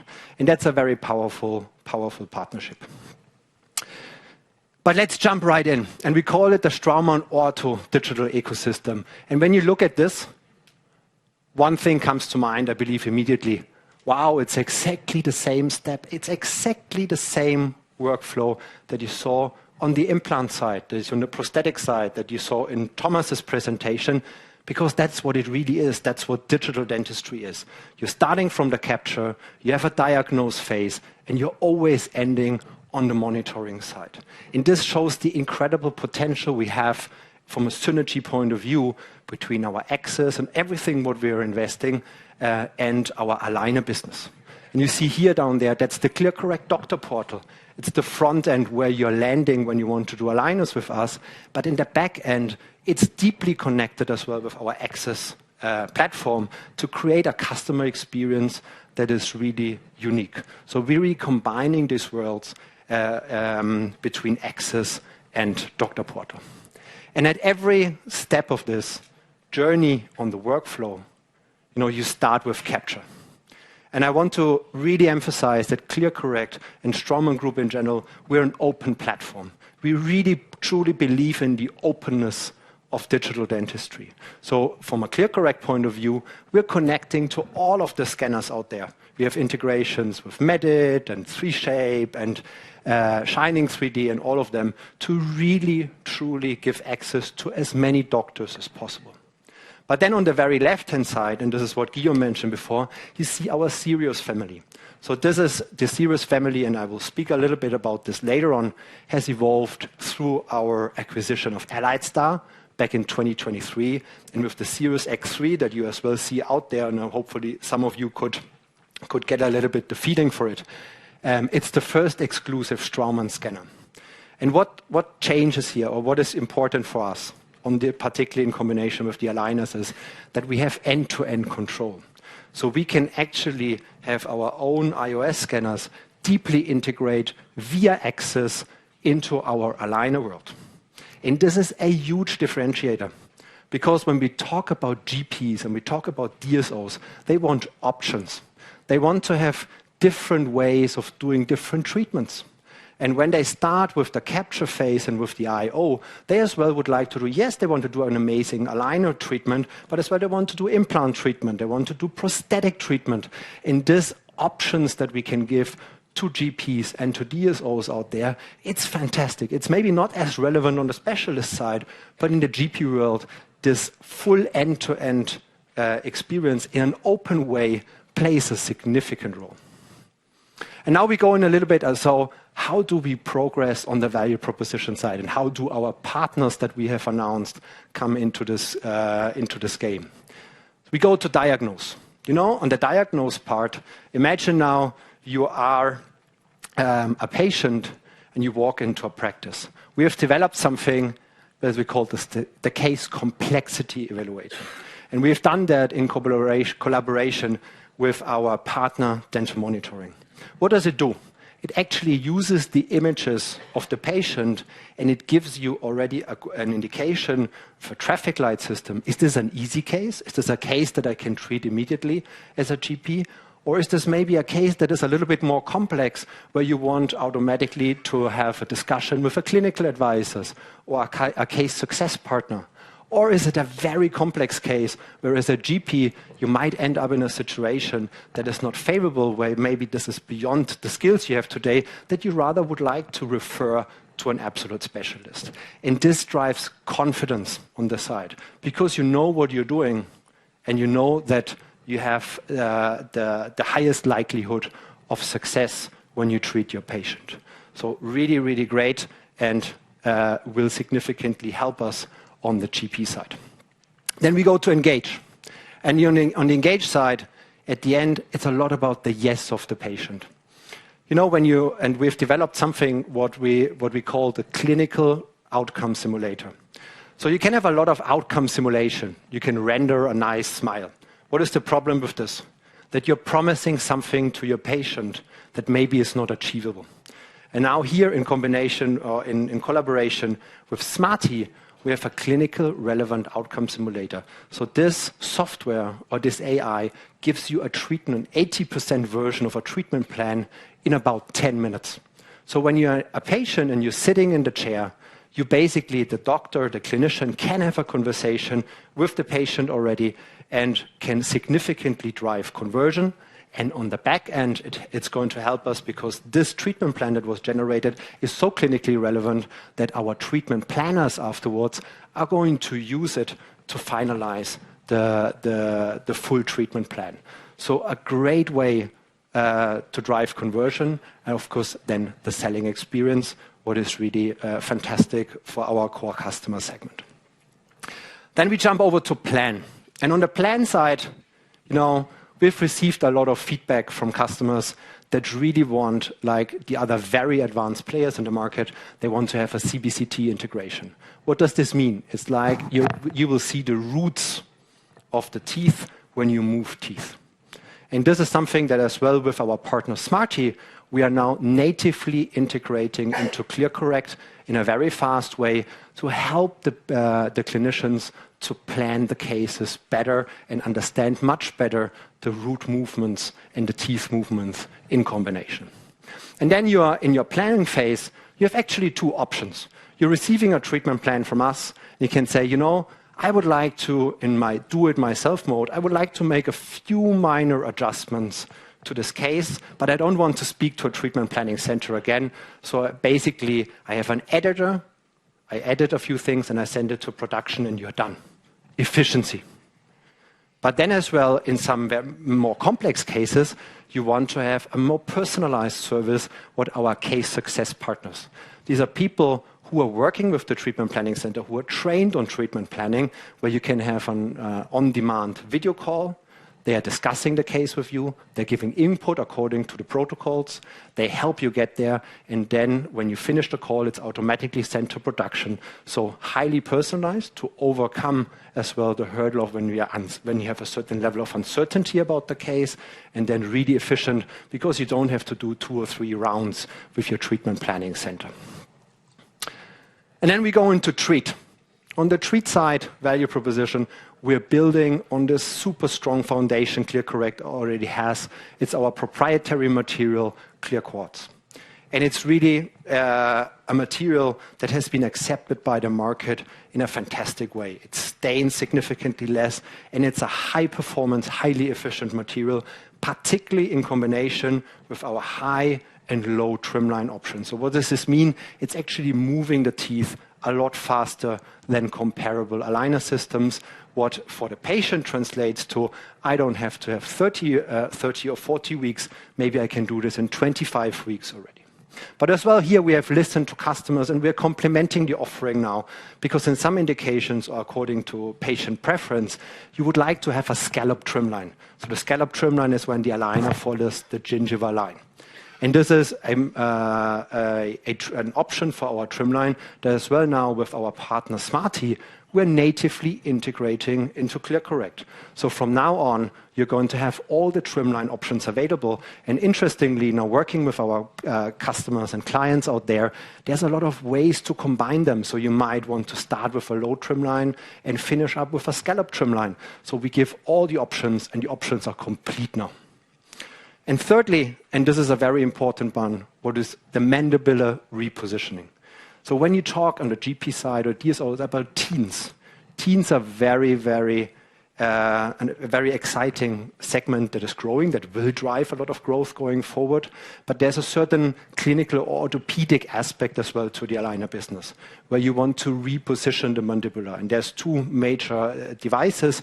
You have your palatal expander, or you have your mandibular advancement devices. And these are more advanced treatment options that take quite a long time with clinical studies, etc., to get there. And here we are going to use as well our partner Smarty with their very, very successful GS line. And we're going to include this natively into ClearCorrect to truly complete the whole value proposition for our core customer segment. And then we end up in monitoring. And we have something what we call the ClearCorrect Sync app. This is your integration, and this is your interaction with ClearCorrect on the go. Our customers really love it, and we're doubling down on this one. But today, the star of the game, it's really our ClearCorrect Remote Care. ClearCorrect Remote Care, and some of you might know the company Dental Monitoring. They've been the trailblazers when it comes to aligner remote monitoring. And what kind of problem is this actually solving? You know, when you do aligner treatment and the patient goes home, sometimes, the patient is maybe not wearing the aligner sufficiently, or something goes wrong, and you have, as a clinician, you have to see these patients, like with the wires and brackets, like every 6-8 weeks. But most of these appointments are like, everything is okay, you can go home. Very cumbersome for the patient, and not a good use of the time of the clinician. This technology helps you to solve the problem because the patient is scanning themselves at home, and AI at the end is checking that everything is fine, and you will, as a clinician, only see your patient when you really need to see your patient, what is significantly improving chair time. Dental monitoring has been out there, but they are a super specialist brand. So specialists love them because they have all the options. You can imagine, like, when you're a photographer and you look at Photoshop, there's a lot of options. And I don't know how many of you tried Photoshop. You can do everything with this, but you need to really know what you're doing there. And this is a bit the same on the dental monitoring side, the specialist solution with a lot of options what you can do. But at the end of the day, it's something for a GP or DSO that's far too much. So what we have done is, together with dental monitoring and a lot of voice of customers, we have created a completely new solution that is natively integrated into ClearCorrect and significantly improving the ClearCorrect value proposition. But nobody better for you to tell a little bit the story of what we believe and what is really valuable here. Perfect, and we are really excited about this solution as well in ClearCorrect. So before we close, I would quickly like to double down on the customer segment side. We talk a lot about GP and DSO, particularly on the GP side. So what are the 3 main hurdles for GP to access this kind of treatment? On the one hand, it's a lot about the uncertainty of selecting the right aligner case and managing aligner cases. I've shown you today that the ClearCorrect value proposition with the complexity evaluator, the outcome simulator, and now with remote care is actually solving this problem. And we truly believe that this will be a game changer on the GP side. The second one is the uncertainty about what kind of technology I'm going to use, what kind of trimline, what kind of partner. And here as well, we've seen a lot of change on the value proposition side, but overarchingly with our case success partners that are all in local language, hand-holding these customers to really be absolutely certain about what they do, to drive confidence in the treatment. This is something where we believe we will be able to overcome this kind of hurdle on this side. And last but not least, a lot of customers feel locked in today in the aligner world. You have your intraoral scanners and you're only doing aligner treatment. But on the GP side, they want to do implant treatment. They want to do prosthetic treatment. And here as well, we're bringing something between Access, our Series X3, and Dr. Portal on the aligner side that gives you all the options, total optionality to access all of the treatments that you would like to do as a GP. So in a nutshell, we truly believe that we are positioned fantastically to unlock the potential on the GP and DSO side that is really the big intersection set with our Straumann Group core customer base. We believe that we have a go-to-market that will be efficient and focused to really deliver as well on the speed that we require. And we are transforming our manufacturing sites and manufacturing strategy and footprint worldwide to significantly reduce our cost. And last but not least, our customers stay in the absolute center of what we are doing, and we believe that our go-to-market, the way we have structured it, will as well deliver on our big ambition on this side. So with this one, I'm closing the ortho side, and I'm very much looking forward to the Q&A later on, because I can see already some faces that you might have one or the other question. But now we are actually jumping and fast-tracking already into the next big topic. And if you remember well, we have two big sides, and I'm responsible more for the right side, where we have ticked the clear aligners, and now we go into digital equipment and CAD/CAM prosthetics. And that's super exciting. And I will show you at the end of the day, what does this mean to really unlock value through access in our digital investment? And Guillaume mentioned before, it's about selling digital equipment on the one hand, and it's about driving prosthetic consumable revenue. And we are totally under-penetrated today in these markets, but we believe with the new technologies that are available right now, we can make significant inroad. And again, everything starts with the scan. Everything starts with the intraoral scanners. That is the gateway into digital dentistry and into the Straumann Access ecosystem. And Guillaume mentioned this before, and I think it's just incredible to see this potential. You know, we see a penetration of digital dentistry in clinics today already at 35%. This means the clinic has opted in for digital dentistry. This does not mean that you have an intraoral scanner at every chair, but this is at the end a standard of care, and that's where it goes. There will be an intraoral scanner at every chair in the future, period. And we see this already on the DSO side. The DSO side, they have been the trailblazers of this because they have very early on understood the incredible potential of efficiency through digital.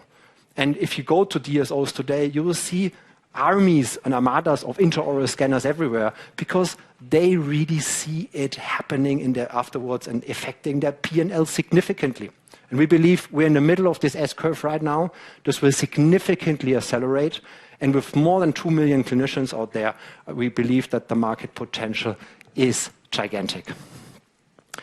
But to capture this market potential, what is really, really important is that you really, and you saw this on the implant side before from Andreas, is you're able to capture and play in all of the segments. You know, you need to be the premium, you need to have a premium solution, what is our partner 3Shape, that are consistently innovating and pushing the boundaries with just what they launched as their diagnostics module, where you can use an IO scanner to diagnose as well carriers and everything.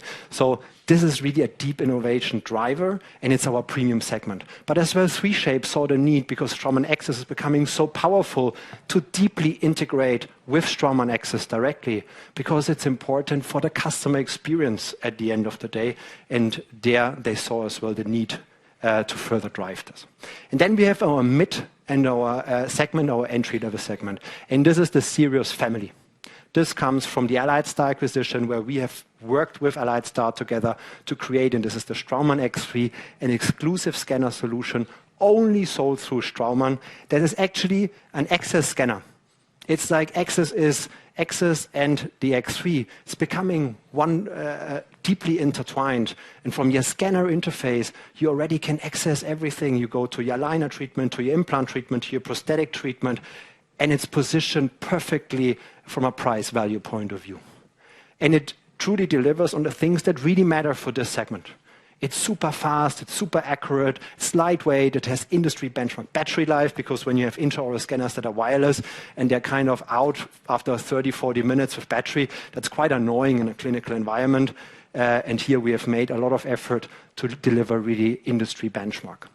but it's deeply integrated, like I said, with Access. And all the interaction, everything what you do on Access, you will see in your scanner interface in the future, and you interacting with the platform. And sometimes you don't even have to go to the web-based Access platform. You do this from your interface directly, and this is really incredible. What I showed you before about the outcome simulator, it as well is going to come on the Sirius side, because it's really important. And this is, you see how everything is going to step by step connect.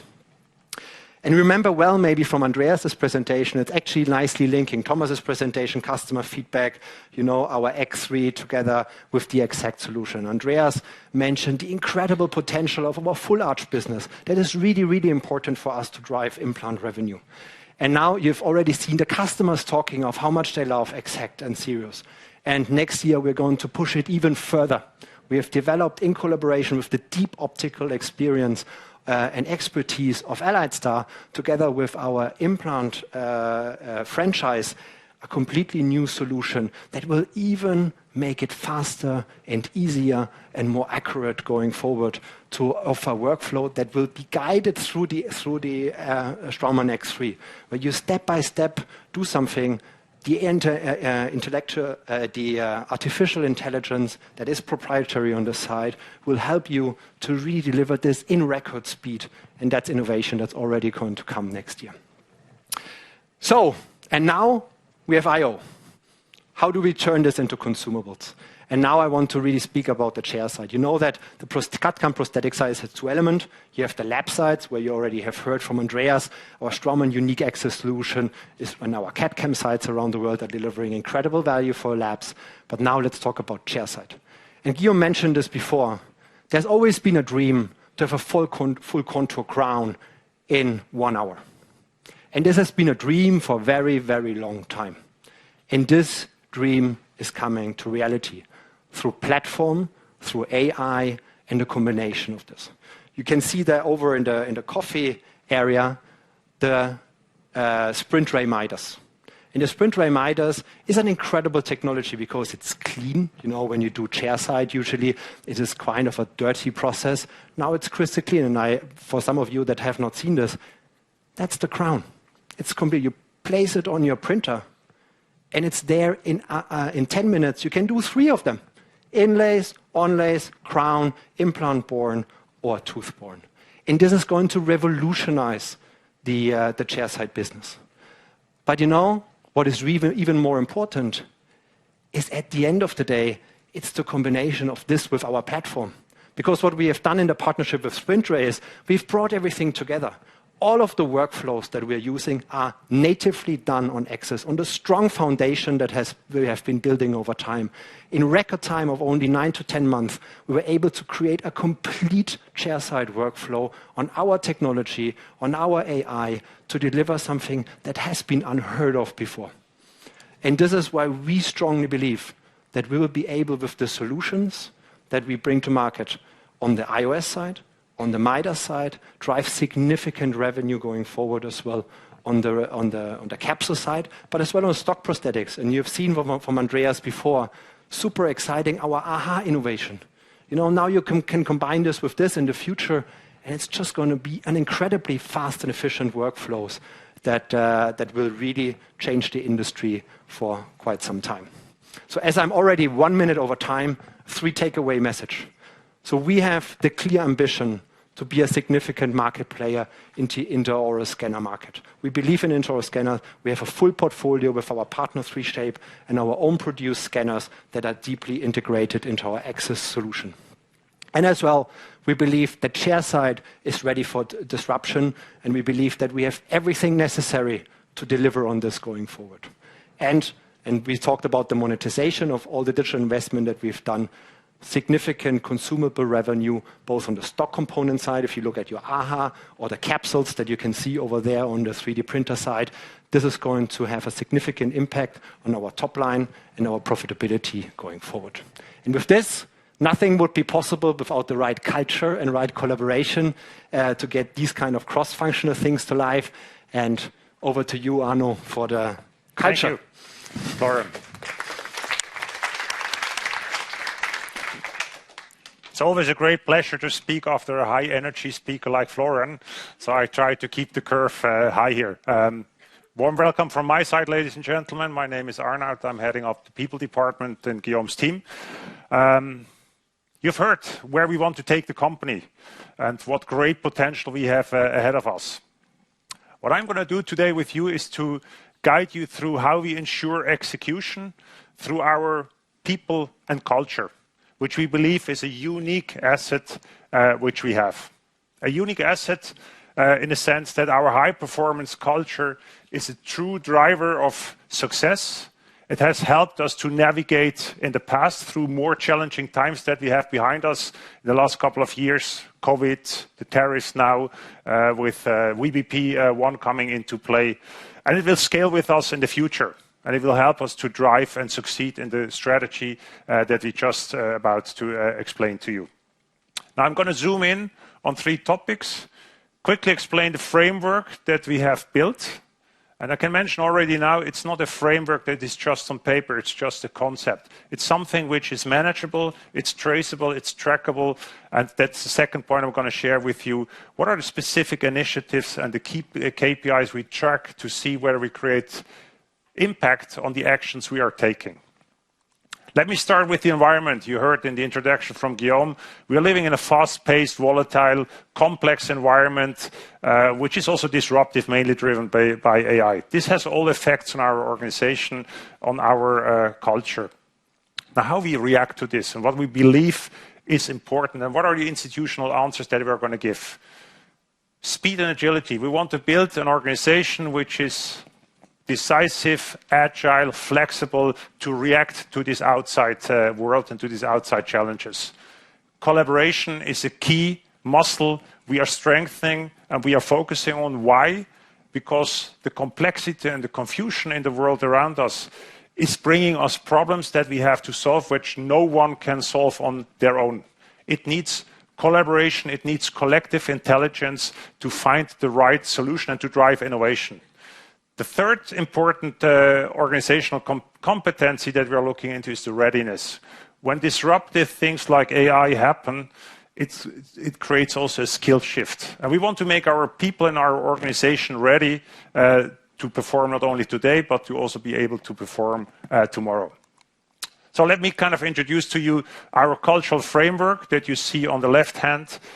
Nothing has changed, which means when nothing changes, it's solid, it's good, and we continue to do the same thing. You see the core beliefs that have been introduced in 2021. In the middle, you see the I win it, what we call the magic triangle, and center and front is our customer. So whatever we do, kind of we keep the customer in mind. Let me guide you through the 3 dimensions. For us, it all starts with a strong I. What we mean by this, strong individuals with the right skills, with the right mindset, with the passion for learning, with the ability to take ownership and drive results.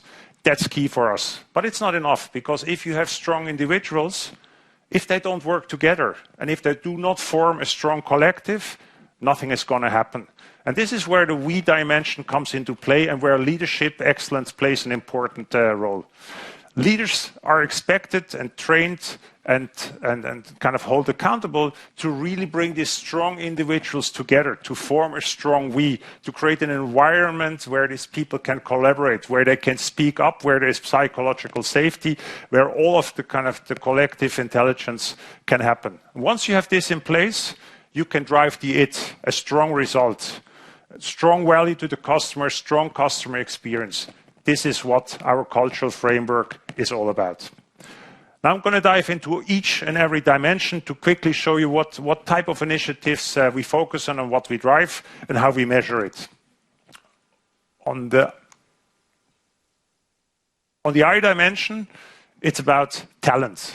It starts attracting and selecting the right talents.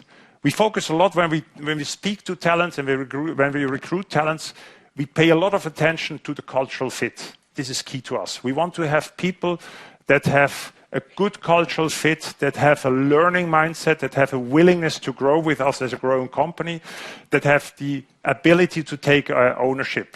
Once we have kind of integrated these people into our family, it's about developing. It's about developing our people to give them the skills they require today, but to also make them ready to take a next opportunity. And this is then the third dimension of structured talent management. Structured talent management means for us to be more independent from the market, to build our talent internally, and to build a strong succession pipeline for our most critical roles. And most critical roles being the most senior roles that have a strong impact and leverage on driving our strategy, but also critical roles in the market. And I'm happy to share with you that for all the critical roles, in average, we have more than 3 successors, which shows that we have a strong talent pipeline, and the risk of execution or the risk of falling out on the execution is pretty much under control. Then it's about building the right skills for the future. We have launched 2 years ago a program which is called Edge Up, a beautiful initiative with the aim to create digital readiness in the organization, to help individuals to lower the hurdle to use these tools, to integrate these tools in their style and way of working. We have trained thousands of people around the globe in many, many workshops. We have kind of created Edge Up days, working labs, interaction sessions, outside inspirations, created tons of learning material which are available on our learning platform. And you see the result, and that's the KPI. We track this in our V-Engage or in our employee engagement survey. We have a digital readiness score of 78, where people express, I'm confident in the digital skills I have to do my job. On the V dimension, it's about leadership in now more detail. We invest a lot in our leaders to make them ready. And you see some of the programs there, Manager Essentials, the Leadership Academy, where we invest a lot in managers to be ready, to be excellent, to drive the people performance here. We have done great progress also on the manager effectiveness score in the last couple of years, 80%. We aim for 85% of our managers having a score than more than 70%. A manager effectiveness score being a subset of questions. It sounds pretty basic, but we know from evidence and also from research that this is important. Do I set clear goals? Do I have development discussions? Do I give feedback? Do I really speak with my employees how their job integrates into the strategy delivery and into the bigger picture? This is really something we have invested a lot in and drive and continue to drive this, as we believe this is a strong driver of the culture and of our performance. Then on the engagement score, we truly believe that employee engagement is a really leading indicator of performance, of really driving something, of retention, because engaged people, they do more. They are more open to learn, they are more open to change, they are more open to go the extra mile. This is why managing and driving this employee engagement is a really important factor and driver to our culture and to our performance. And really proud about what has been achieved in the last couple of years. We have an engagement score currently of 92, which is 1 point above the 10th percentile of the global Clint universe, which is higher. And some of the key other factors are on or beyond or above the 25th percentile of the same universe, like growth or culture, which are the questions here. Now let me conclude, and what I want you to take home. Culture in Straumann is not just a word, it's not just a concept, it's not just a framework on paper. It's really something we have built that we drive, that we actively manage, that we really measure where we create the impact. Culture is our foundation. We invest a lot in our skills and fueling our talents because this is the engine of how we grow. And then we have a strong focus on our leaders, which I just explained to you, because they are the multiplying factors. They create the culture, they drive the talents and make them ready to perform. And when this comes together, we have a strong performance, not only today, but also going forward with the execution of the new strategy. Thank you. And with this, I hand over to my colleague, Isabel.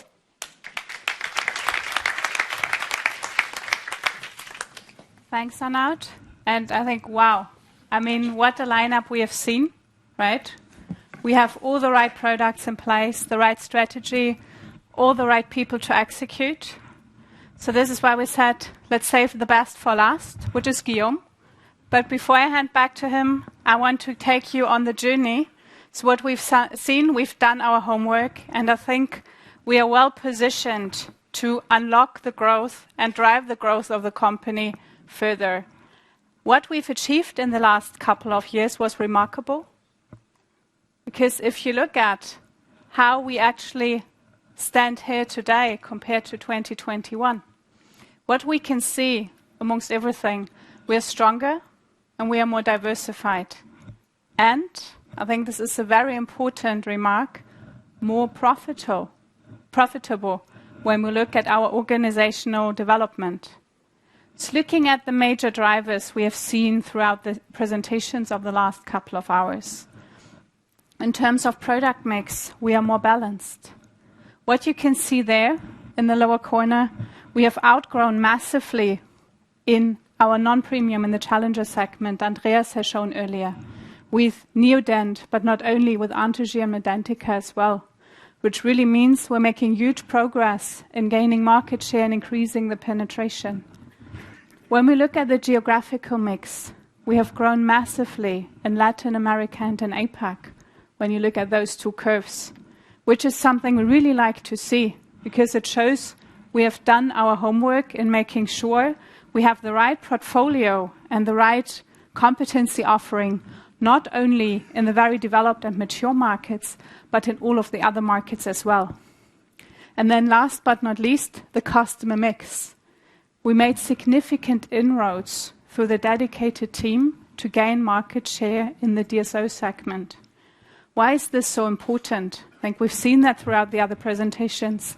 They really help us to bring patients into the practices who beforehand thought, implants, maybe not for me, it's too expensive, it's too fancy.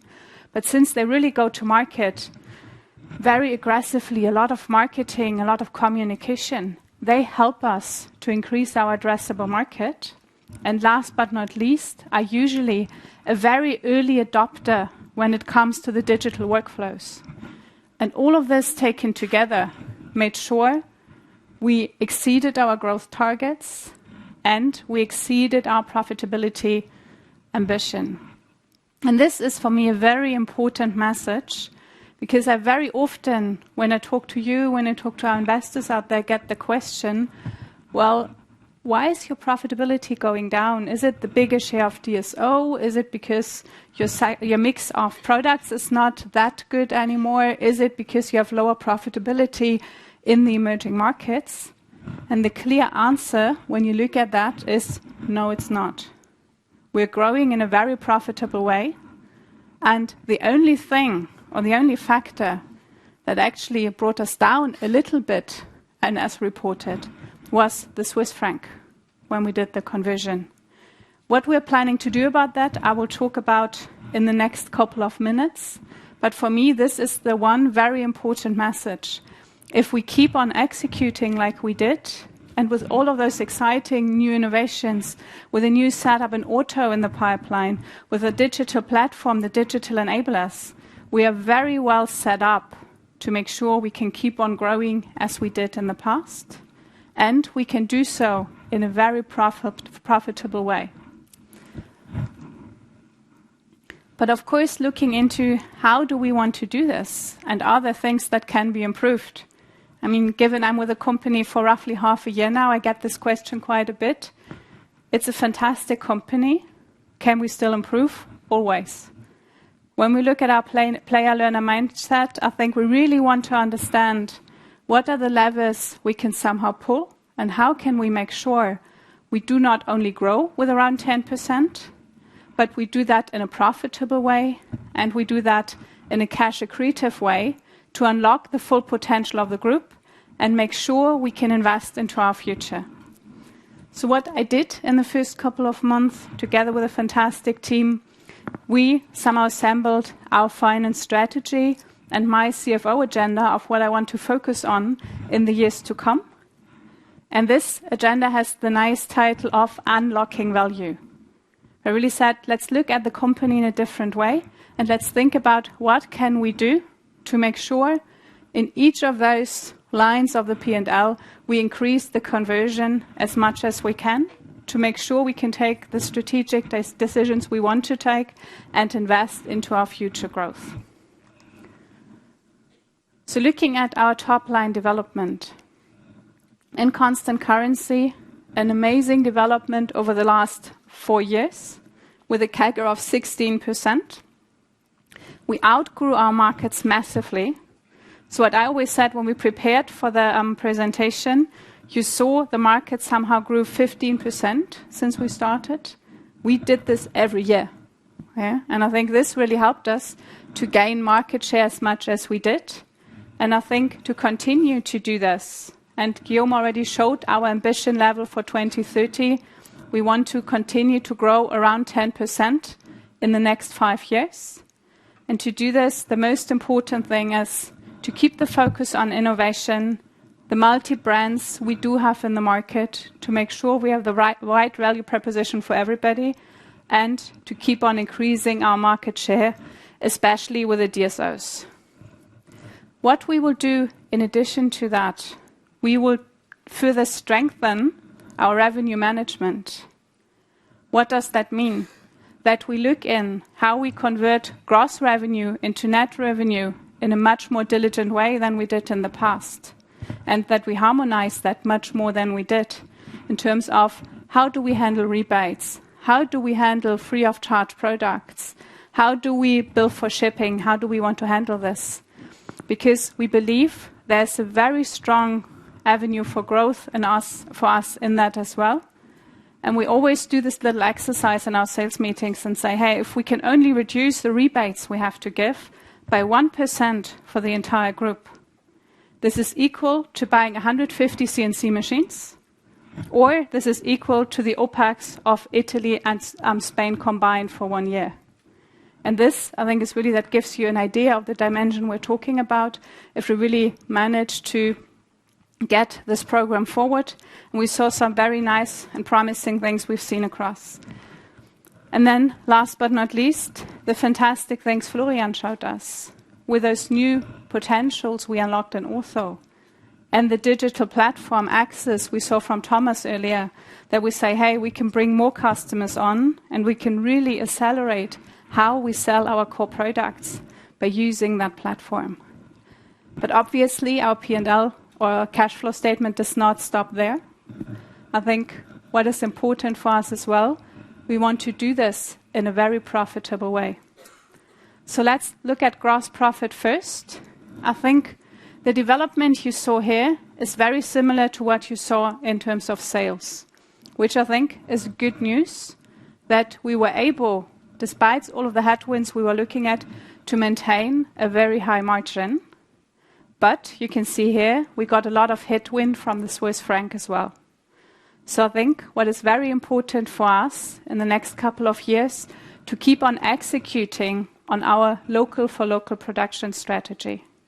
So if you look at it this year, we opened our new campus in Shanghai, where we will now step by step ramp up all of the Straumann green product lines for the Chinese market, as well as the Anthogyr product lines we need to sell in China. What we did then as well, when we look at the tariff compensation effects, we significantly increased the products we can produce in the US for the US market, which really helps us to somehow make sure that the 6% moves towards the 16% a little more going forward, and we do not lose so much in translation. In orthodontics, I think I don't need to say more than what Florian already explained. I think from a financial point of view, this partnership with Smarty is wonderful. Because I think for us, it would have taken a really long time to get the same economies of scale and the same expertise Smarty already has. So directly, when switching over countries to their production capabilities, we really see cost per liner coming down drastically, which means we have to have substantially lower COGS and a higher gross profit. Last but not least, in terms of products, the Sirius X3 you saw right now, which is our own development through our acquisition Allied Star. This comes obviously at a much nicer margin when you look at our digital business than for us selling third-party products. And this is where we believe we have a huge upside potential too. Then last but not least, I already indicated we're looking at this local production strategy. At the same time, we've significantly improved our global supply chain management capabilities so that we look at where do we produce, but where do we have inventories on a much more global scale than we did before, which in the long term will help to reduce cost, obviously, but at the same time, we will see that in a couple of minutes, will help us with managing our working capital quite significantly if we, for example, look at projects like our digital, too much digital for today, our regional distribution centers we are currently building in all parts of the world. So that we say we do not need to have the same big amount of stock in every country anymore, but we bundle that on regional level and really make sure we can use our products most efficiently and most value accretive. Next step would be to come from our gross profit to the EBIT. And I think there it really shows the first point you can see here is the most important one we need to work on. When you look at our EBIT, I think for me this is the most important message is the EBIT growth was faster than the top line growth in the last 4 years at constant currency. Which means a lot of things we have done were the right things to do, but we somehow need to make sure we do not lose everything on the way down through the translation in the Swiss franc. Because if you look at 18% over 3%, where is that coming from? Well, basically when you look at the distribution of cost compared to the distribution of revenue, we're usually talking about 1 to 2% of our revenues in Swiss franc compared to roughly 20% of our cost. Can we move that in the direction towards 1 or 2%? Potentially not. But there are a lot of levers we can pull in terms of OPEX as well. And this is what we will focus on in the years to come, together with a lot of other efficiency measures we put into place. But I think one very important one is our shared service initiative and other operational efficiency measures we put into place, which on the one hand side means doing more volume with the same number of people, but then at the same time thinking about what are the right locations to put those people in terms of having a good cost leverage, but in terms of creating this natural hedge towards the Swiss franc a little better so we can move from 2% to 20% to something much lower in that ratio and make sure we do not lose so much margin anymore going forward. Having said this, I think one important message when I talk about the currency effect is when we look at those numbers, it is a translational effect only. For the transactional part, we are 100% hedged. So it means we're not losing money in terms of free cash flow, really cash on the bank. This is the translational effect because all of the revenues take place outside and we have costs coming in from outside as well. But it's not that we say it's actual payment transactions we do not hedge. This is more or less 100% hedged, especially for the big currencies. But this, for us, is really something to make sure we safeguard our margin and can deliver this nice increment year over year to look into this a little bit more in as-reported numbers as well. I would say 2 more very important initiatives we are looking at is on the one hand side, introduction of a procurement excellence program. Obviously, we've done procurement before, but never looked at it on a global scale. So what we already see right now with the first categories we centralize, there's huge potential for the group. in terms of direct material, but especially in terms of indirect spend as well. And this will be a huge benefiting factor for us in terms of OPEX going forward, that we make sure we get the right organization, the right level of skills, the right focus in place to category by category really manage our spend globally, which helps on the one hand side, obviously, to get better pricing, but on the other hand side, helps with alignment as well. So I give you one example we had as a discussion in our factory yesterday when we were in Villeret. This is CapEx, but I think we looked into how do we buy CNC machines and at the same time use this discussion to somehow get an understanding of what are the actual specifications we need and what are the machines we need for the job to be done. And basically, right, what we did right now is now per CNC machines, since we can use a different vendor, we only pay half of what we paid before, which is a huge thing. So this is where we said for us, procurement, it's not just about reducing price, but really using this opportunity to make sure we buy the right thing, fit for purpose, plus we leverage the scale. And then, obviously, last but not least, it's about having the right processes, the right systems, the right tools in place, to have the right data structures to make sure we can grow in a scalable way and we can leverage the full potential of shared services or global business services at one point in time with the right OPEX intensity. I think last but not least, the cash flow. This is obviously for all of us a very important topic, for us as a company, but for you as investors, as analysts as well. And I think what is important to understand, since we get a lot of questions, why is the free cash flow and the cash conversion coming down a little bit? In the last 5 years, we invested over 1 billion into the company. So this number includes 2025. And this was to make sure we can deliver on our growth expectations. I mean, you saw Villeret yesterday with all of those nice new machines, but we have a complete new campus in Shanghai. We are in the process of building the single biggest factory we have in the Straumann group in Curitiba at the moment for the Neodent plant. We significantly enhanced Medentika with a new factory that just opened this year, and I could go on for a couple of minutes. But having said this, looking into the future, it means for the next 5 years, we will need a lower CapEx intensity. Because come next year, compared to 2021, we will have doubled the production capacity of implants in the group, which means we still have a lot of leeway. Of course, we continuously need to invest, because you can imagine a 10% growth number right now means many, many more implants compared to 10% 10 years ago. But with this production footprint we now have and the production network we are using flexibly, we do not expect that we need to do the same thing in terms of CapEx intensity again in the next couple of years and in the period until 2030 we are now looking at.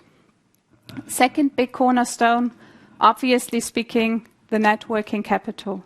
I think this year with the tariffs has been a little special, and we are all aware of this, but we see generally we still have potential to reduce our net working capital and designed a designated program to look into all of those levers.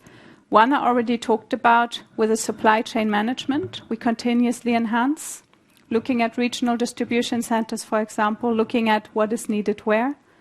Procurement, of course, helps with the cost, but once you centralize, helps with the payment terms as well. I think this is something very important for the future to look into too, that we say, hey, it's not only about getting the right price, but we somehow need to make sure in every country to look at matching accounts payable or accounts receivable payment terms as good as we can.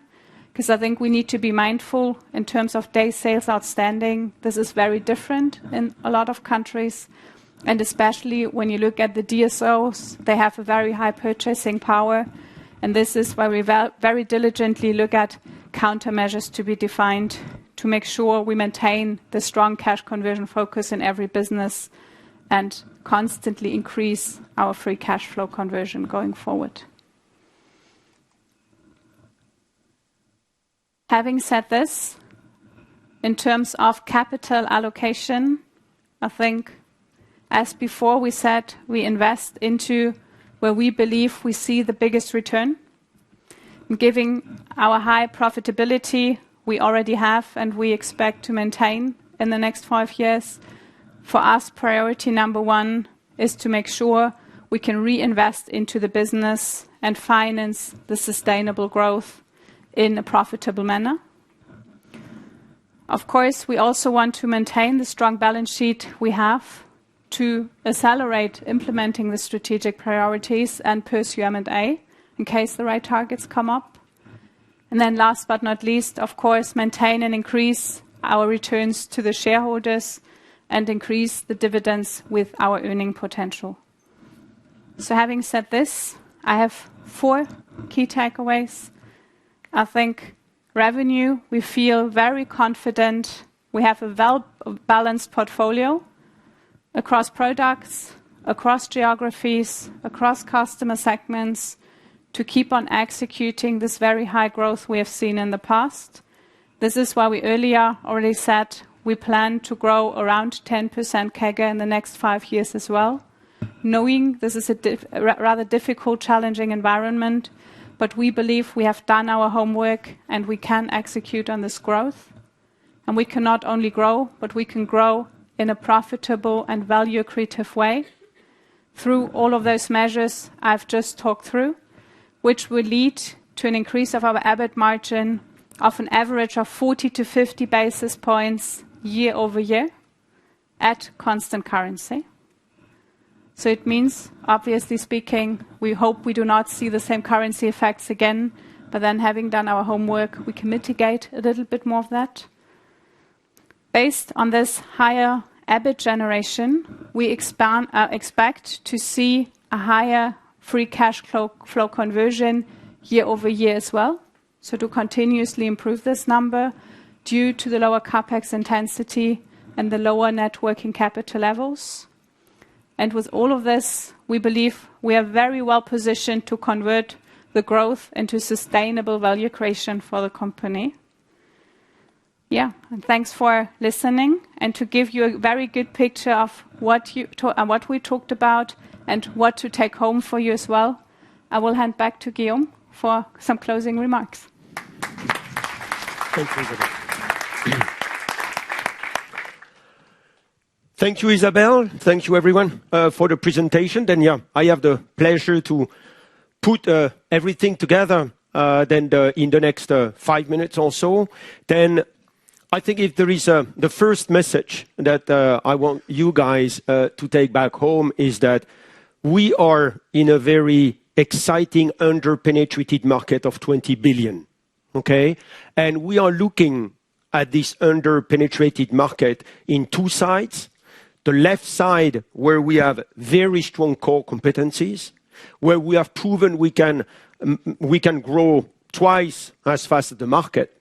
And I think we have demonstrated with innovation capabilities, with geographical expansion and education, that we will continue to capture most of that growth opportunities in the next period. What is very important to us and what is rather new in the presentation today is that when you look at the right-hand side, which are somewhat, I would call our new segments, we have completely changed our competitive capabilities by bringing very significant new technology and new capability to compete, which is unlocking a lot of those growth potential that was just in front of us in the past years. And something that we have presented today is that around all those segments, we have created a digital Straumann ecosystem, which is going to benefit all those different segments by creating an environment and a digital workflow, which is going to drive not only better clinical outcome, but also a lot of practice efficiency and a lot of potential for scale and standardization for the critical target group that are the DSOs.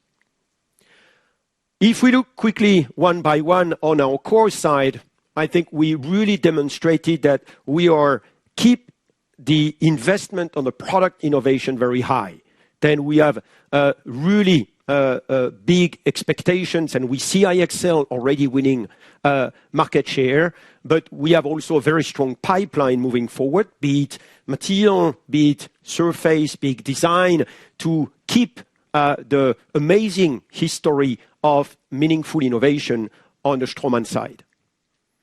But our vision is very clear. The product innovation alone is not enough in the future.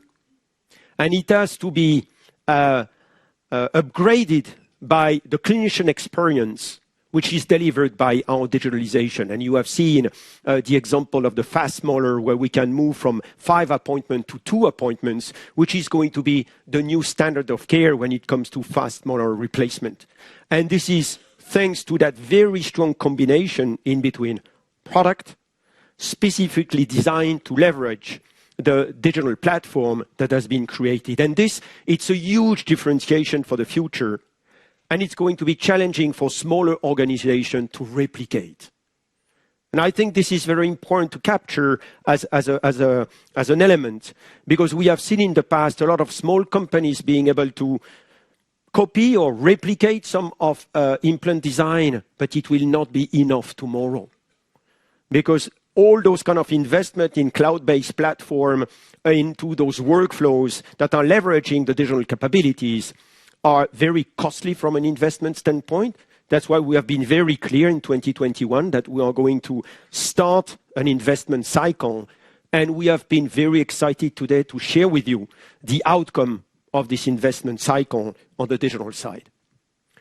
Education, as Andreas presented, is also one of the very important elements, not only to train on our innovation, but obviously to increase the pie, because we know that in emerging markets, as an example, there is still a lot of clinicians to train for doing implant surgery. And one thing that I want to highlight also on the geographical expansion, we have a core competency in product registration. Globalization, especially on challenger brands, is coming just because there is a very strong investment and capability in registering in all the different markets, all those product portfolio. That's why there is almost only one or couple of global challenger brands, because you have a lot of those local champions that not have the capability from a financial standpoint to expand. And this is going to be even more important in the future, as you know that MDR came in Europe, which is making mandatory for every new product to be introduced in the European market to prove its clinical performance. And a lot of those small companies have never invested in clinical capabilities. That's why we believe that our innovation will be even more differentiating in the future in markets where clinical evidence are now becoming mandatory. Then, to paraphrase Andreas, we are very optimistic and confident about our capability to grow our market share and expand our leadership on the implant side. The second aspect that we have presented has been the transformation of our ortho business, and as Florian put it, it's about progress, it's about scale, it's about speed, and it's about focus. Progress is about strengthening very significant our value proposition with that Smarty partnership. I will not, again, enumerate all the additional elements of our value proposition. Also, I would say upgraded with the dental monitoring capabilities, but we are really having a value proposition which is significantly more competitive and will allow us to gain significant share in our focused GP segment. It's about scale, because through the Smarty partnership, we are going to leverage manufacturing capabilities at scale from Smarty, and especially automation that has been possible thanks to the volume they are doing. We were looking at doing automation, but at small scale, your return on investment is obviously not sustainable. It's not easy. Then we are going to benefit from that scale and automation for driving significant profitability moving forward. And it's about focus and speed in decision making by having a much more streamlined organization on the go-to-market side with very clear expertise that we are going to drive strongly. And then we went on the digital equipment and digital prosthetic, and it's where a lot of new technology we are bringing as we speak just now. In addition to our platform that we just launched this year for EMEA, end of last year in North America and Latin America, then we are bringing new digital capabilities with our intraoral scanner, super well positioned for the current expectation of the market. Once again, dental service organizations are looking at standardizing and scaling their activities. But they want to do that in a cost-effective manner. And this is why our current iOS, in addition to our partnership with FreeShape, but is really at the moment very well positioned to supporting this digitalization of the DSO side. Because you can do digitalization at a much lower cost that was possible before. And they want, and we were discussing about that ecosystem, they also want to look at the quality of the dental surgery that have been done. And through all data gathered in one platform, they can have access also in all their clinic network to exactly know how they are performing. And what is very interesting, we are arriving in the area of customized education. Based on the data we are going to have on their capability to do surgery, their capability to do prosthetics, we'll be able also to assign or propose specific education based on the indication they treat or being on the area where they need to improve. And this is what our digital capabilities is going to allow us moving forward. We have best-in-class connectivity for then all the different tools and softwares that we are proposing. And last but not least, we are at the beginning of disrupting that prosthetic workflow where the crown in 1 hour or the inlay in 1 hour is going to be possible. And one can say it was possible before because it was with a milling technology. And for acquiring a system for chairside prosthetic, it was around $150,000 because the intraoral scanner technology, the software technology, and the milling technology are pretty expensive. Now, we can offer a full system, chairside prosthetic, for $20,000 to $25,000. Then the accessibility and the affordability of such technology is really changing the game here. That's why we have strong expectations that not only this technology will help strong efficiency on the practice side, but it is it's affordable for every single practitioner in all the markets where this technology is available. Then that's why our growth picture and our playbook is very exciting, and we are really looking forward now rolling out all those technology, and you understand why our Edge Up campaign that Arnaud presented is really important, because we need to have our entire team understanding, embracing, promoting digital technology. And it's not so much about digital technology, it's especially the benefit at the practitioner side. And we need to demonstrate that technology, the complexity we handle, and simplicity is really what we give to customers. Then at the end, from a conclusion, then, of course, we want to translate afterwards those significant revenue growth opportunity into profitability, like Isabelle presented, increase manufacturing and supply chain efficiency, lot of opportunity to care about our gross margin from investment in automation, but also from partnering where it's necessary, driving operational excellence on our processes, and our strong culture in order to keep this entrepreneurial mindset, this agility, this fast decision making, which is also afterwards from a huge engagement, being able to execute very strongly. And then with this, being able to unlock free cash flow to fund our future growth with improving our net working capital and being able to mitigate, of course, this very strong Swiss francs counter effect. At the end, what we commit to when we have our big picture ambition for 2030 is what we expressed, and 10% CAGR average on a revenue growth standpoint, and 40 to 50 basis point core EBIT margin on average per annum that we are looking for based on the plan. Then, thanks for listening. Really happy to have shared all of this with you, and we are looking forward to answer any question you may have on all the different parts of the strategy. Thank you very much for all your presentations, Florian, Arnaud, and also Isabel, and obviously Guillaume. We will now go into Q&A. We have colleagues with mics. I see many hands up already. We will first take the questions here in the room. We also have people asking questions online. Please, as always, state your name and your company, and then the question. If you may come up, please.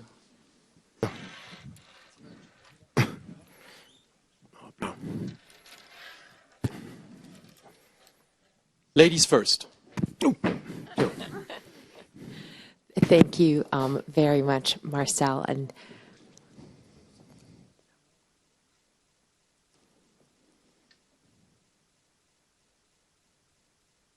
that's good, guys. Thank you.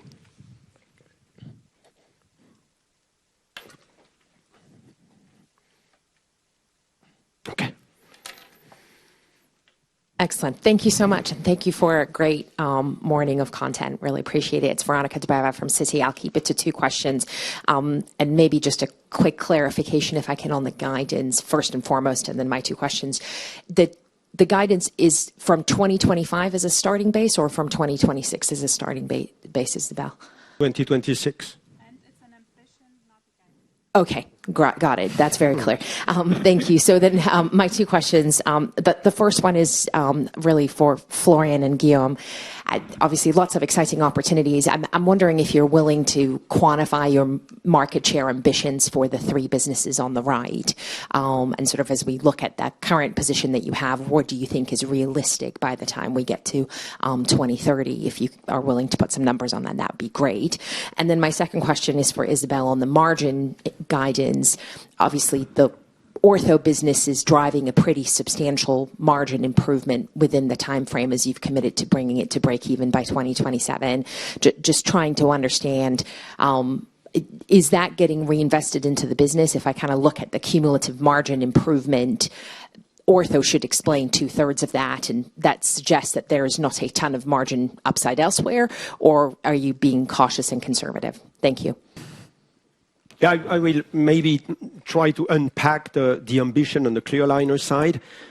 When you look at if we are somewhat a bit independent from the market growth from that perspective, we are expecting our ortho business to reach low double-digit % of our total top line by 2030. I think that's a little bit then somewhat doubling our current weight of ortho in our total business.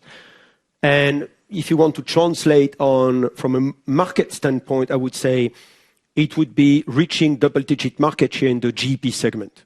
We're expecting the GP segment to be somewhat like 40% of the total business. And we think that if you take this into consideration, then we should reach almost a low double-digit share on that GP-specific segment. When it comes to iOS, I think we have not really then defined market share per se, but I would say I believe by that 2030 we will be above double-digit. And I would not say any market share when it comes for prosthetic because the market does not exist per se.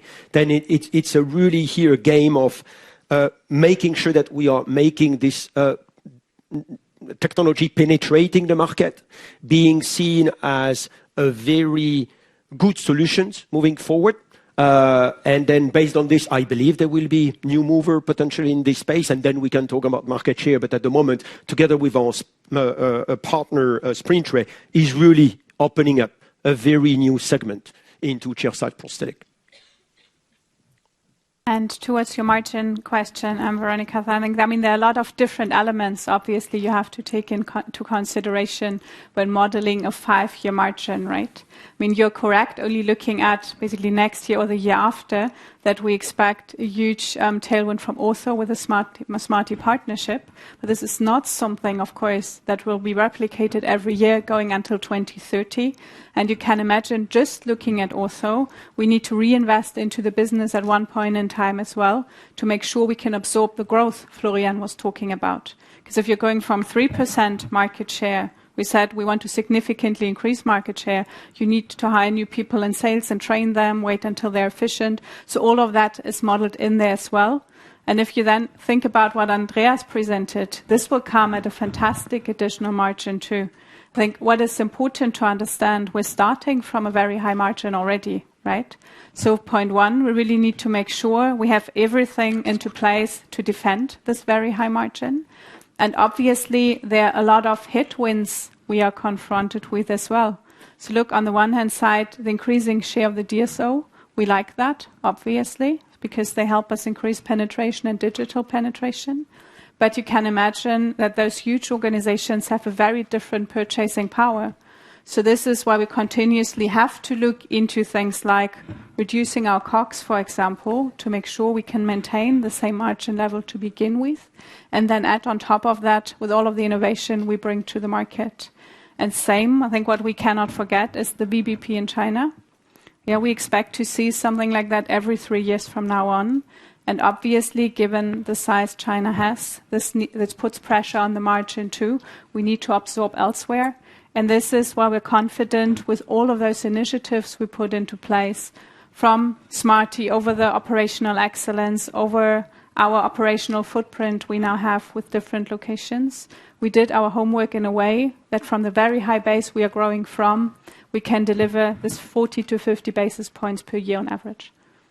To comment in addition to Isabel that I'm fully aligned with, we also want to create a condition to be able to choose. That's very important for us. We are we are in front of potential fast-growing opportunities. Then, if we see opportunity to double down in some area, we want to be able to reinvest in the business, as Isabella said.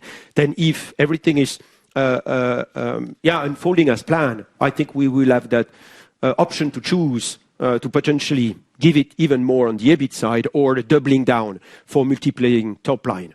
And having that flexibility is really something which is important from leading a high growth organization.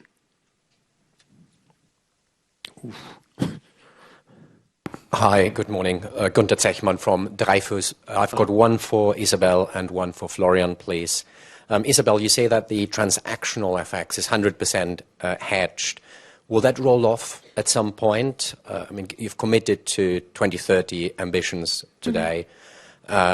Is it hedged to 2030? Sounds quite long. If you could just put some clarity around that.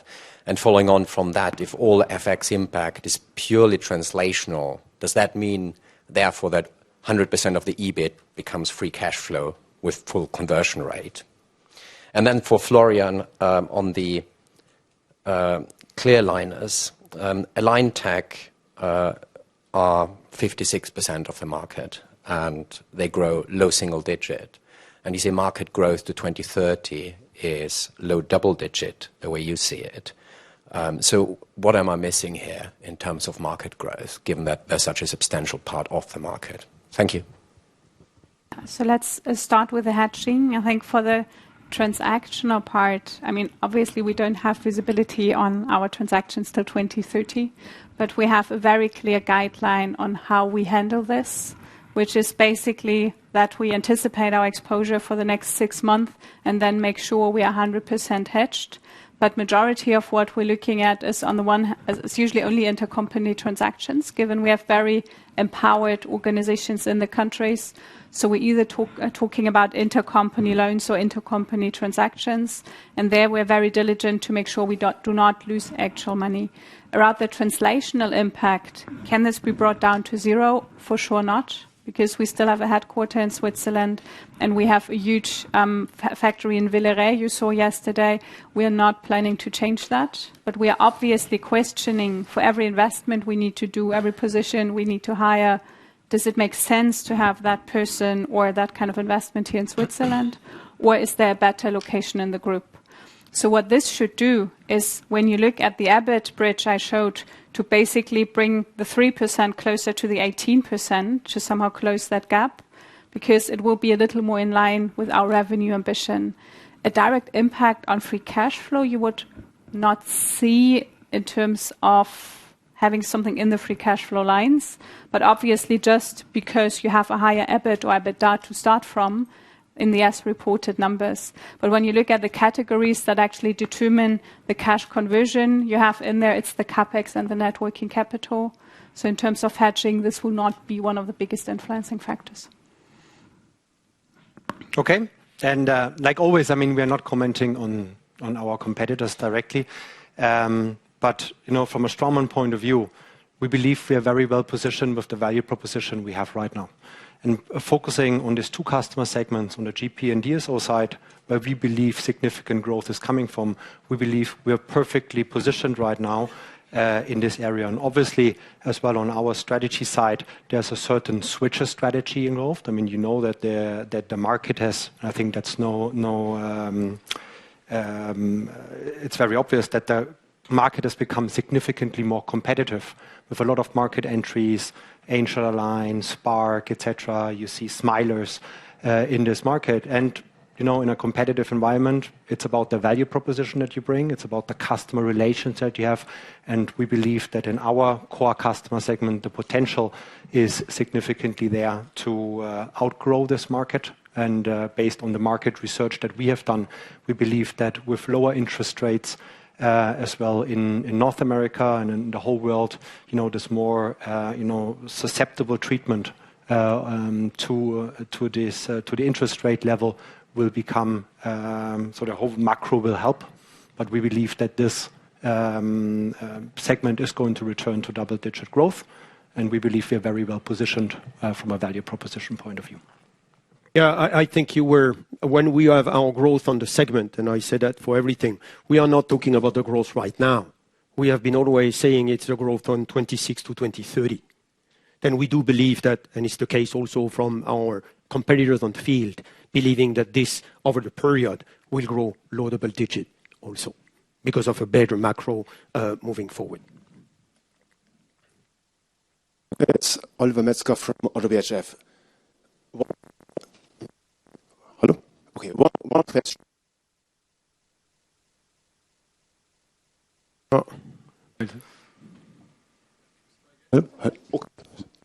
Okay. Sorry. Okay, it's Oliver Metzger from ODDO BHF. So, one quick question on the guidance. So, historically, we had a big M&A contribution. You also mentioned M&A. So, regarding this 10% growth, which M&A factor have you baked in?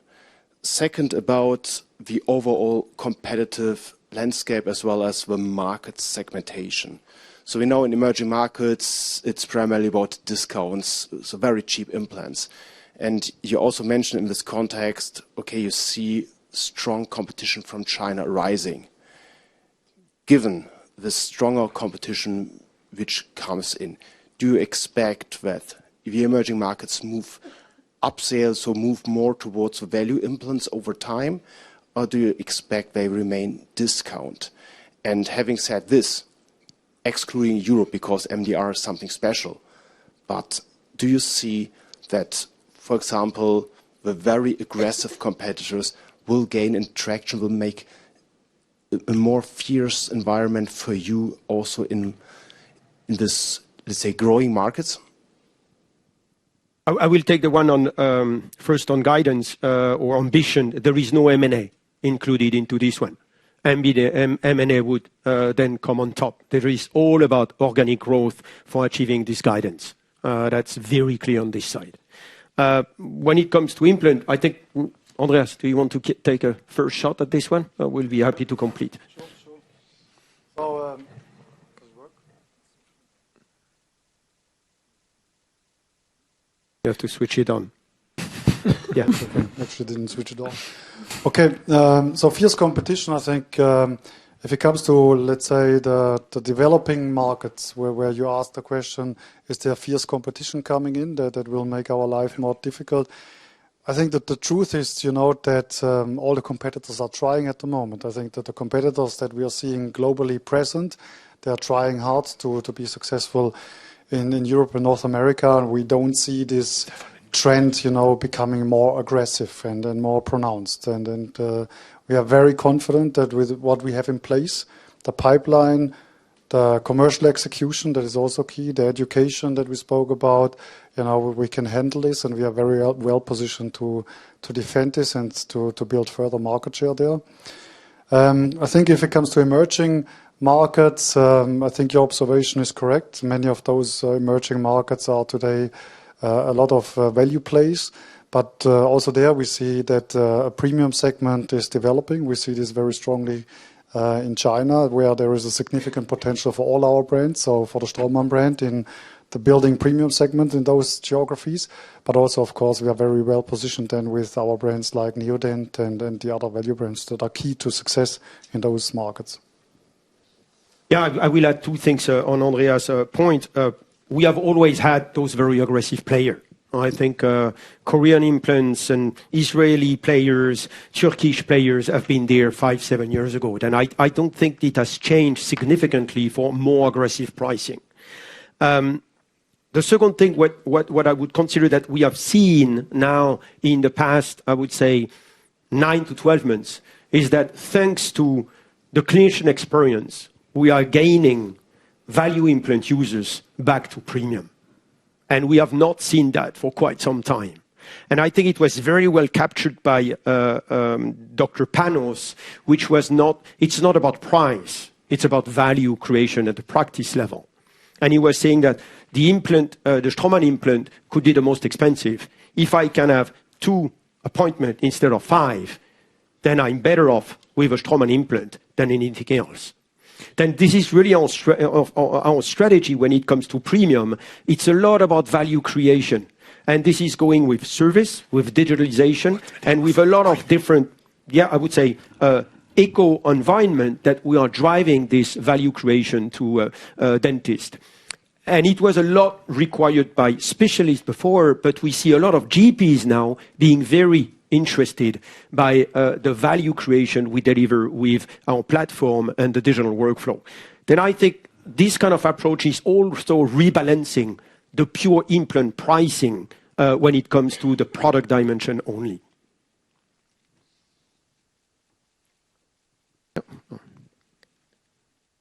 Hi, Susanna Ludwig from Bernstein. I have 2 questions, one on China competition and 2 on the prosthetics market.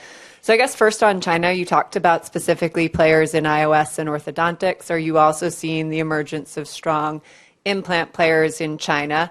And I guess with that, how do you see the maturity of the dental market in China, and what is sort of Straumann offering in terms of building out the infrastructure in that market? And then second, on the prosthetic side, do you guys feel that sort of with the current technology, you obviously talked about a much cheaper price, but do you think that you have the right offering to catalyze the shift to chairside? Often the prosthetics are talked about more as an art, and so having sort of a lot of different offerings, I think, is important, particularly when we start to talk about front teeth and not molars. Yeah, when I will come to China, I think the Chinese company has disrupted different places, not so much on the implant side yet. I mentioned a lot Koreans that have been there for quite some time. One of the challenge now of the China market is that with very, let's say, cost-effective pricing, it's also challenge small company profitability. Then that's one of the reasons why Chinese company on the implant side have not been able to invest a lot in innovation, go-to-market, education. Then we are not seeing, at least yet, as we speak, the emergence of a very strong player as a Chinese market. Now, this is true as we speak.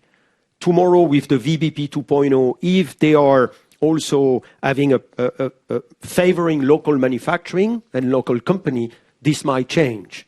But that's one of the reasons, and I think it's very important that we anticipate all potential options for us. One, we have our local manufacturing production now, local production that have been localized, that have been licensed, and that have been, if I can use this word, equalized. That means we have approved by the Chinese authorities the fact that our Chinese production is equal to our Swiss production, meaning that we can apply the same pricing. We are the only international company in this case before VBP 2.0, which will believe, in addition to the local manufacturing of our new Medentika line, will open up a lot of options to play depending on what the VBP 2.0 is going to be about. That's a little bit how we want to make sure we leverage our Chinese capabilities from a local basis to play also in this market and make sure that, we manage a little bit the solution from that new potential competition coming up. Prosthetic, do you want to take that up? I mean, the question was, do we believe we are perfectly positioned? And the answer is yes, definitely. Because there's two worlds. On the one hand, and I alluded to this, there's a lab world that we are significantly playing. Guillaume explained that end of 2024, we launched this already in North America, or a unique offering that will really cater to these kind of needs, and as well will do so for many years to come. And labs really love the offering that we have on the table. On the chair side, yes, 3D printing is not on the anterior teeth aesthetics yet. Is it going to get there over time? Yeah, we strongly believe so. I mean, it starts with temporary, then it becomes final, etc. And if you look at the innovation pipeline that we see on the resin side, both from our partner SprintRay and what we see in the market as well, the resin development is evolving fast. Obviously, these are permanent teeth, so the registration timeline takes some time. But do we believe that the workflow in the system to make it clean, easy, and simple will really transform chairside dentistry on the prosthetic side? Absolutely yes. And I think we're perfectly positioned right now with the lab side and our technology partner and our platform. Great, thank you. Hey, hi, thank you for the presentation. Julien Wado from Bank of America. I have one quick follow-up on Veronica's question about margin. If I understand correctly, your aspiration for margin expansion, is it a little bit front-end loaded in 26, 27 with the savings, and then maybe a little bit more muted after? Question clear aligner. So the market has proven to be a little bit more complex, competitive, macro-sensitive than what you initially thought in 2021. You're taking some assumptions in your new aspiration, both on the market and on the share gains.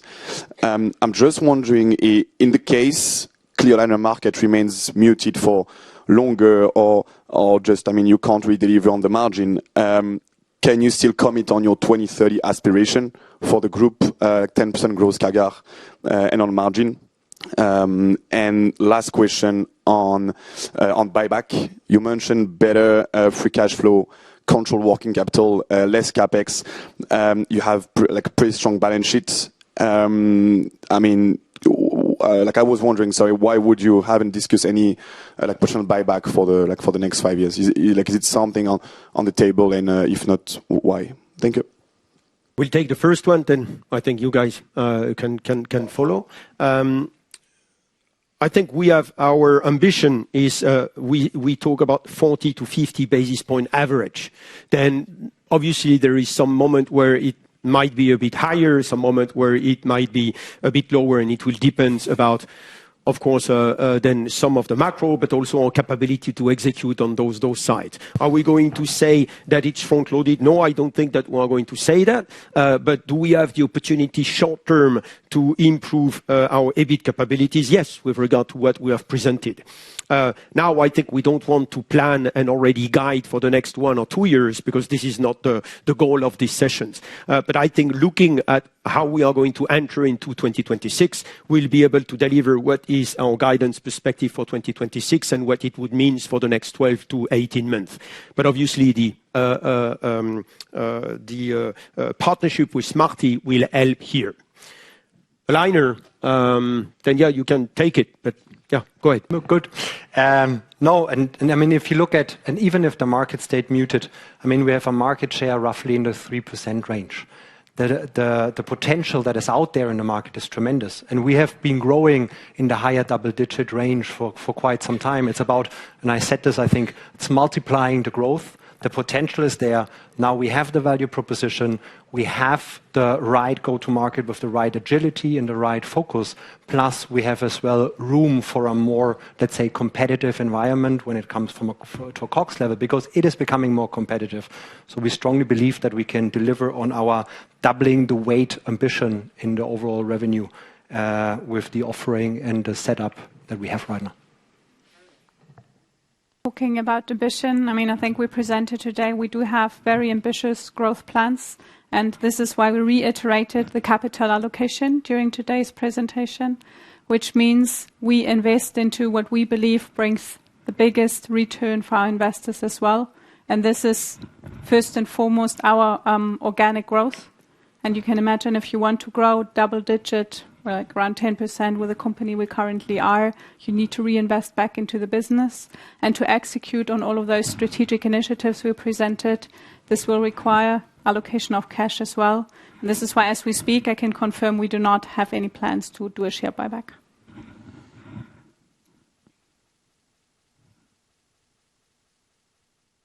Thank you very much. Richard Felton from Goldman Sachs. First one, maybe for Florian. You mentioned taking some of the specific elements of Smarty's capabilities and integrating them with ClearCorrect. What is the timeline for that process, and how quickly can you have a more comprehensive set of products in the market? That's the first one. And then second question for Isabel. You outlined the clear opportunities to drive better free cash conversion. Could I maybe sort of ask you for push you on for a little bit more color on the scale of benefit on CapEx or working capital as we think about assumptions and modeling? Thank you. Okay, then I take the first one. I think that's a good one. So maybe take it apart. So the first manufacturing side, I mean, this is already starting not early next year, but already December, January for EMEA and Asia Pacific. On the one hand, and secondly, I think there's a lot of value propositions that I've shown you, complexity evaluator, etc. This is already going to come in end of Q1. So it's not something that we have a partnership and now we're discussing how to do it. We have been working on this for quite some time, and this is obviously a combination of Smarty and our own software development teams to make this happen. And the first solutions will come to life and accessible for customers already early next year. And dental monitoring already started now. Exactly. And in terms of free cash flow conversion, I mean, we deliberately looked at the conversion part, to send the strong signal that we believe free cash flow conversion will grow over proportionately to the improvement in terms of margins, in terms of EBIT margin. And to think about that is, I think, more a decrease in terms of intensity we need for both the CapEx over revenue as well as the net working capital over revenue. And if you estimate something like, let's say, 50 basis points per year, I wouldn't say you are not too wrong with that.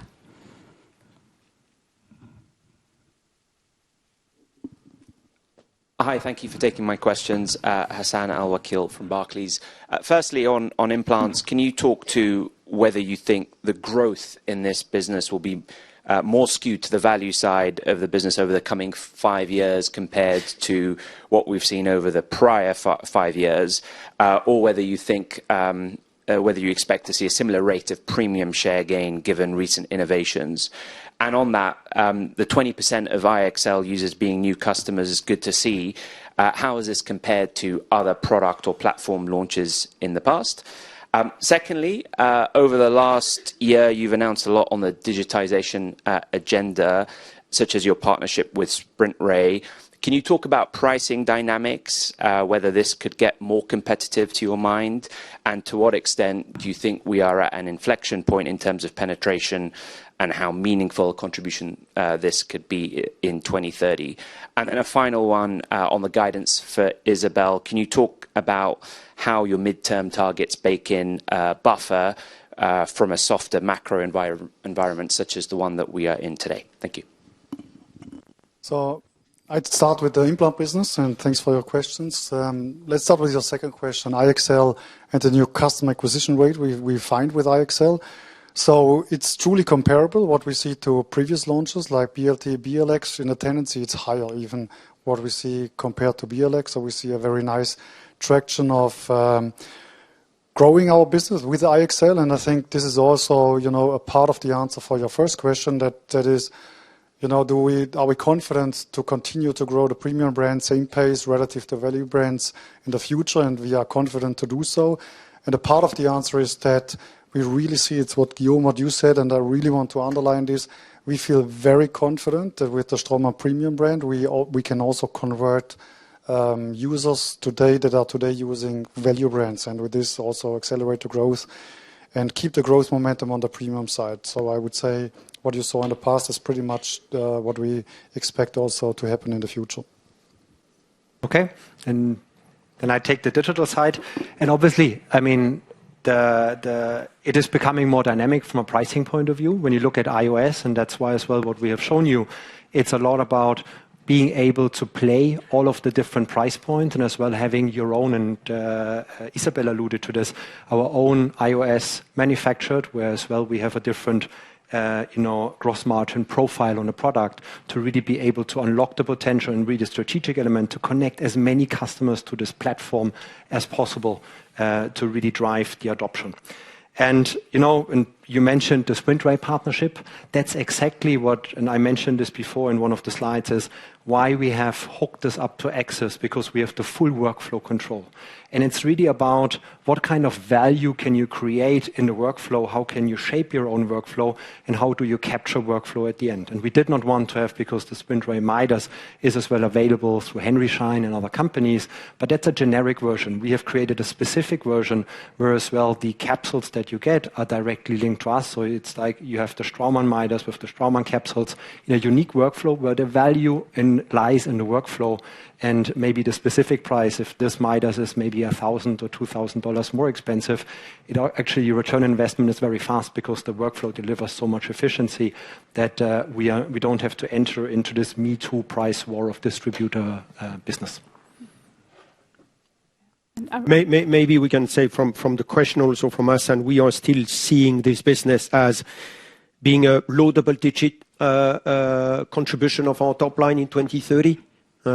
Once again, I think this is from a business model standpoint.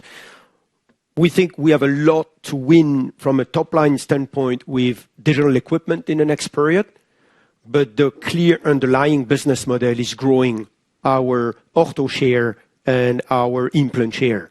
Because when the trap with digital equipment is when you have done a good year, you need to do exactly the same. And growing year over year means more volume and more capability to sell more scanners. Our goal is really enabling our workflow and selling much more of our differentiated solution. Then we want to keep our capability to significantly land grab the space and being able to connect with all open scanners out there. And we believe that with our value proposition of Sirius X3, we are super well positioned for digitalizing DSOs, digitalizing GPs, and so on. But still the business model is a lot on the consumable side. And regarding your question towards our ambition level, did we explicitly figure in a softer macroeconomic environment? I will try to answer that from a different angle, because when you look at Straumann, I mean, what we do best is take challenges and turn them into opportunities, if you ask me. So if you look at 2025, we're delivering on the guidance we gave beginning of this year, despite all of the tariff impacts we saw, despite, VBP kicking in a little earlier. And this is, I think, what we gave ourselves as targets for the year to come. I mean, we're very well aware of the world we're living in. We're very well aware of all of the macroeconomic challenges, of the headwinds we have because of the markets we operate in. But having taken all of that into account, we strongly believe we can deliver this round about 10% CAGR growth for the 5 years to come, with a higher EBIT margin of 40 to 50% on average, 40-50 bips on average.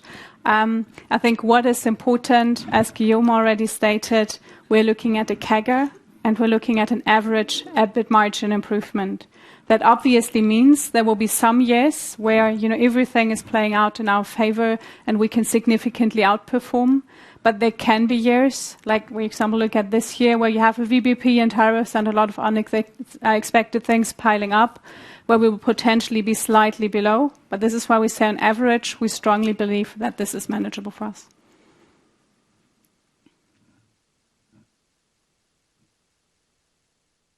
Hi, Brandon Vasquez from William Blair. Guillaume, first for you, if I look at the history of Straumann, the brand that you guys have built, if I look at Rock Solid, Slactive, IXL, and implants, these are internally organic generated products. You build these brands on the things that you do. And if I look at a lot of the other areas that you're entering now, a lot of it is partnerships. And so the question to me becomes like, can you be a winner in these spaces? Is there something different about those spaces that would allow you to win in them simply in partnerships rather than bringing them inside, investing the R&D needed to be the real winner? Second question, slightly different topic on the clear aligners. Look, if I look at the top three or the two of the three initiatives to transform that section or that segment, two of the three are focused on cost. And we have a lot of competition coming in the space, including some in China that are very low cost. Question here being, is this a coincidence that turning this around is based two of the three pillars here are lowering costs? Is this simply an environment in clear aligners where cost is going to be kind of your biggest leverage in gaining share over time? Thank you. Yeah, very good question. Brand power is really strong in dentistry. It's all about driving reliability, at least when it comes to the brand. We developed also very strong customer intimacy by developing solutions that people ask us directly, and we have been building a very strong relationship. And this is one of the reasons that not all of our solution will be built on partnership, because iOS it's going to be our own. And this is one of the major, of course, acquisition we have done to keep our destiny in our hands when it comes to the digital workflow, and especially in the entry side. And we believe that with Sirius, we are creating a brand that is also going to have a lot of value in the future when it comes to the entry point of the workflow. Secondly speaking, maybe you have seen, we have branded our platform. It's called the Straumann Access Platform because we believe that this platform will drive, as we have seen with the doctor, a lot of value per se. Then we want to market the platform as a very significant differentiator for our organization, and bringing this platform at the center also of our value proposition, independently than the segment you use. We do one partnership with Smarty, but Smarty will not appear in what we do. We are just very transparent to everyone about how we are executing on our transformation, but it's going to be ClearCorrect brand. It's going to be the ClearCorrect material, which is our specific clear quartz. It's going to be the ClearCorrect Portant, which is our platform. Is the ClearPilot, which is our planning software, and it's going to be our ClearCorrect box. Then everything is ClearCorrect branded. And this is significantly differentiated versus what is existing. And I'm with you. We will keep going to develop very strong brand.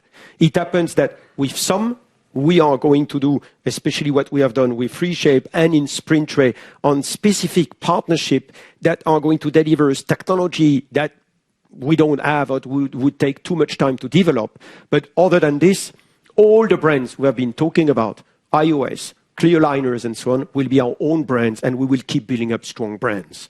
And I think it's a very, very important point, as we really strongly believe in brand power for premium pricing and from further differentiation.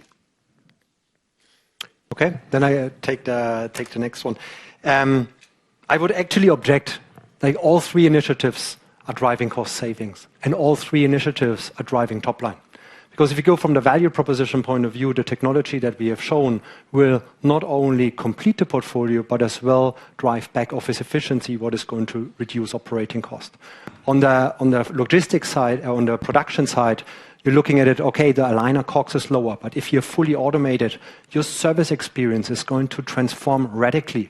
So you're going to deliver an aligner in three to 4 calendar days. What you can only do at scale and with a lot of automation. So your value proposition on the and delivery of the aligners is huge. I mean, you have to wait 2 or 3 weeks in Japan or other countries where to receive your aligner case, that's really a problem. But if you can have, or you lose an aligner, you cannot wait 2 or 3 weeks. So this is a real value proposition as well on top line side, what we're doing from a manufacturing partnership on this side.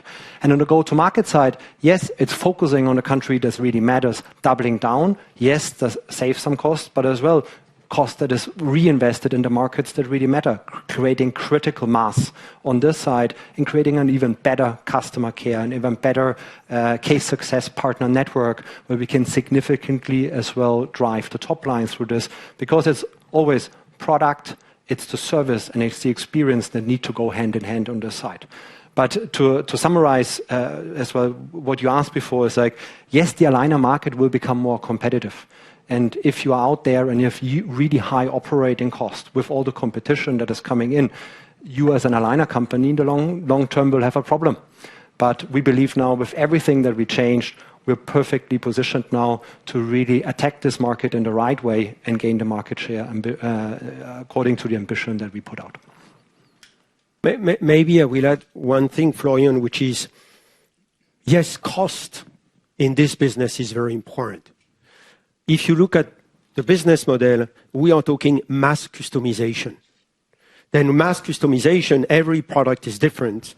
Then from a pure business model standpoint, and that means it's rather costly to manufacture. You don't have a line where you are going to produce thousands and thousands of implants, and you are able to do economy of scale like this, which means that scale is critical, because that's where you can automate. Otherwise, your mass customization is going through human labor, and then you are not able to compete.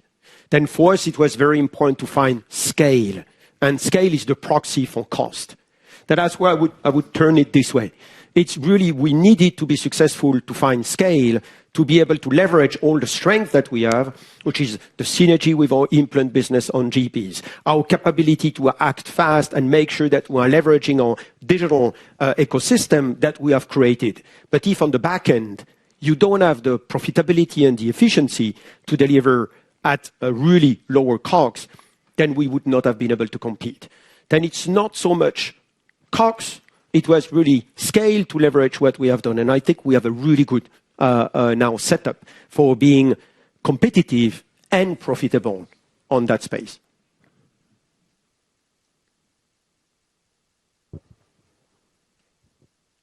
Thank you so much. I'm Harry Gunji of CII. It's a very simple, follow-up questions on your FX impact on margins, because that seems quite significant. So my first question is, the most impact seems to be happening in the gross margin, like a COGS area. So why is the impact so large if 0% of the impact is transactional? And then, what percentage of the COGS is in, Swiss francs, and, what exactly are they? And, are the regional gross margins very different for your business? So a lot of questions baked into one. So let's try to go into the big drivers of the translational part. So you saw an impact in COGS, although when you look at the differential, so you basically were around about 16% growth adjusted at 2021 FX, and then around about 8% for revenue as well as for gross profit. So we do have an impact in COGS. Where is that coming from? Well, basically, we are producing in Switzerland, right? When you look at Villeret. So a lot of cost for the product itself occur here in Switzerland, whilst, the revenue is somewhere else. So with the consolidation taking place, I mean, from a transactional point as hedged, this doesn't really hurt us. But you can imagine, this 100 million euro, let's say euros or dollars worth of revenue are much lower now, but the cost base still stays the same in terms of COGS. And the same thing we have being headquartered here in Switzerland, looking at our OPEX, right? So a lot of headquarter functions are based here, and a lot of things we're currently looking into if we can move them somewhere else. But it's really purely, if you think about the group P&L, where do we have our revenue and where do the costs occur? You really have this ratio of 20% of cost in Swiss franc. And this is true for the COGS part. This is becoming better already starting next year with the Shanghai campus, obviously, and the US being able to produce for themselves. And we have the OPEX part, which is majorly the building you're currently in. And this, is really, if you look at it, 20% of our global cost in Swiss franc, this is massive. And you do not really have the leverage anywhere else, but it's pure translational. So you basically, the 20% will just go down from here, and then the impact will just go down. So exactly. If you could just simplify it, if the Swiss francs appreciates by 1%, how much impact did it have on your margin in the past, and how much will it have going forward? I need to that'll help make our job easier. Yeah, let us look into this and give you an indication. On top of my head, this is quite difficult given there's so many. Because, you cannot say, across all currencies, given we have quite a big exposure towards the US dollar, towards the euro, to the Chinese RMB. So it's always a little bit entangled. But we will look into that and give you an indication. Hi, David Addington from JP Morgan. Just on the revenue side, your 10% organic growth ambition, maybe you could break down your thoughts geographically rather than by business unit. And should we read anything into the fact there's a 26 base rather than 25? I.e., could you be below the 10% ambition next year? And is there anything with Chinese VBP2 or the Smarty deal in terms of revenue recognition that means we get a rebase effect next year? And then maybe just on the margins very quickly, your ex-currency, your margins were above the top of the previous 25 to 30% range. It looks like you're expecting less underlying margin expansion over the next 3 to 4 years. What's changed in the business? Is it getting more expensive to grow, or is it because you've got more growth coming from newer areas that require more investment? I will take the first one. You want to follow up? Dave, yeah, I think very schematically we are going to say we see over 26 to 30 high single digit in very mature regions like EMEA and North America, and we see double digit in Latin America and Asia Pacific. That's, if you will, a little bit the big picture from that 26-30 period from an overall top line growth approach.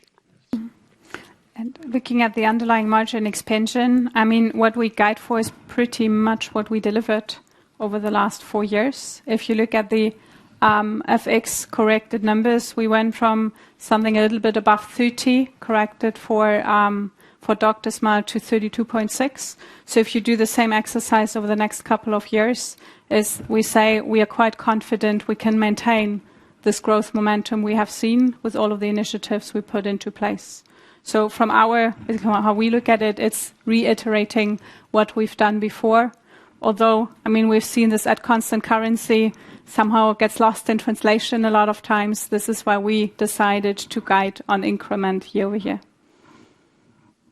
Just the 26 question in terms of why 26 is a base rather than 25. Given we have our 25 guidance out in the market already, right? We are very much confident we will deliver on those targets, which is pretty well aligned with what we guide for today. But given we said, okay, let's look at the first years of our strategy execution, do this midpoint, and then let's guide for the next 5 years. There was no specific thinking behind if you're aiming at that 25 will be a year that somehow doesn't fit in, but it's really just reiterating our strategy starting from next year. But it was purely because when we said we are at midpoint, then 2021, 2025, we look at the next period, which is 26. It's just, we have talked about just midpoint assessment. Exactly. And that's purely more this kind of approach from cutting really our strategic period into 2 equal parts. Thanks.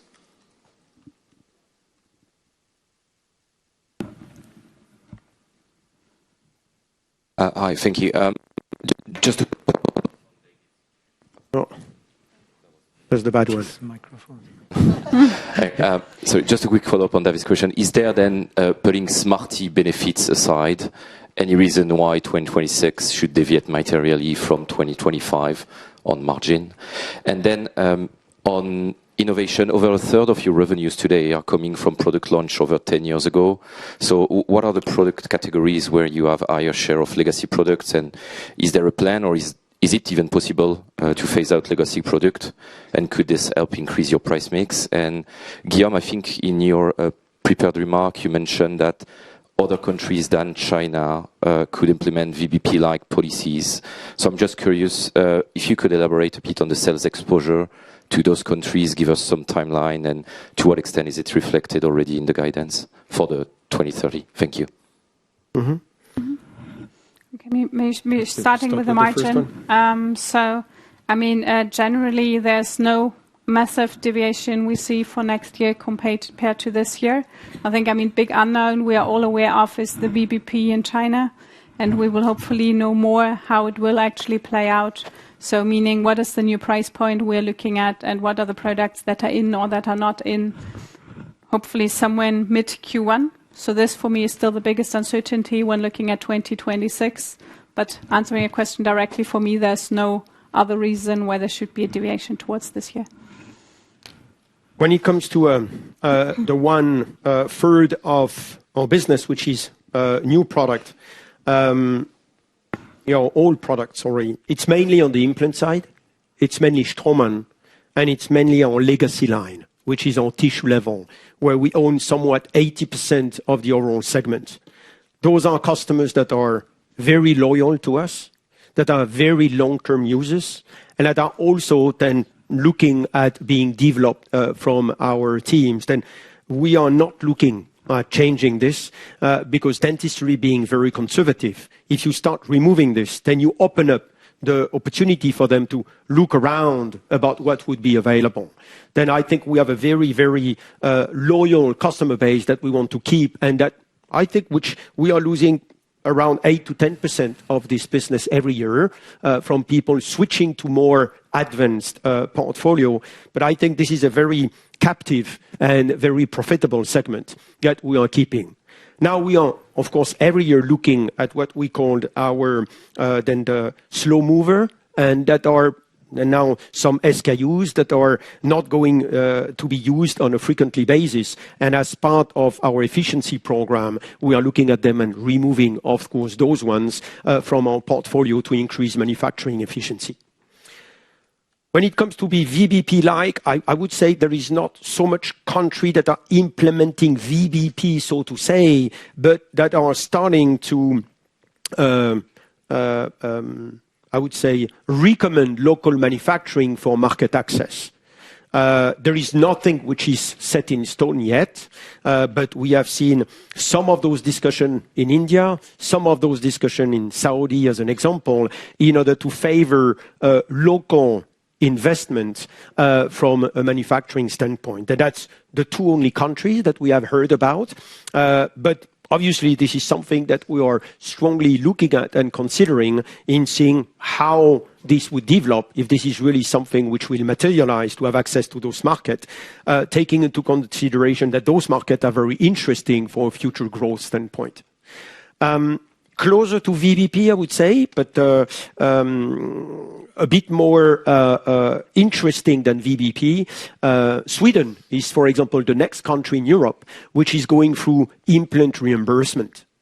They are going to set the price for a certain category of people, and I don't remember the entire detail, but it's people over 60 or 65 years old. It's going to be 2 implant reimbursed for an overdenture treatment. That is exactly what has happened in Korea.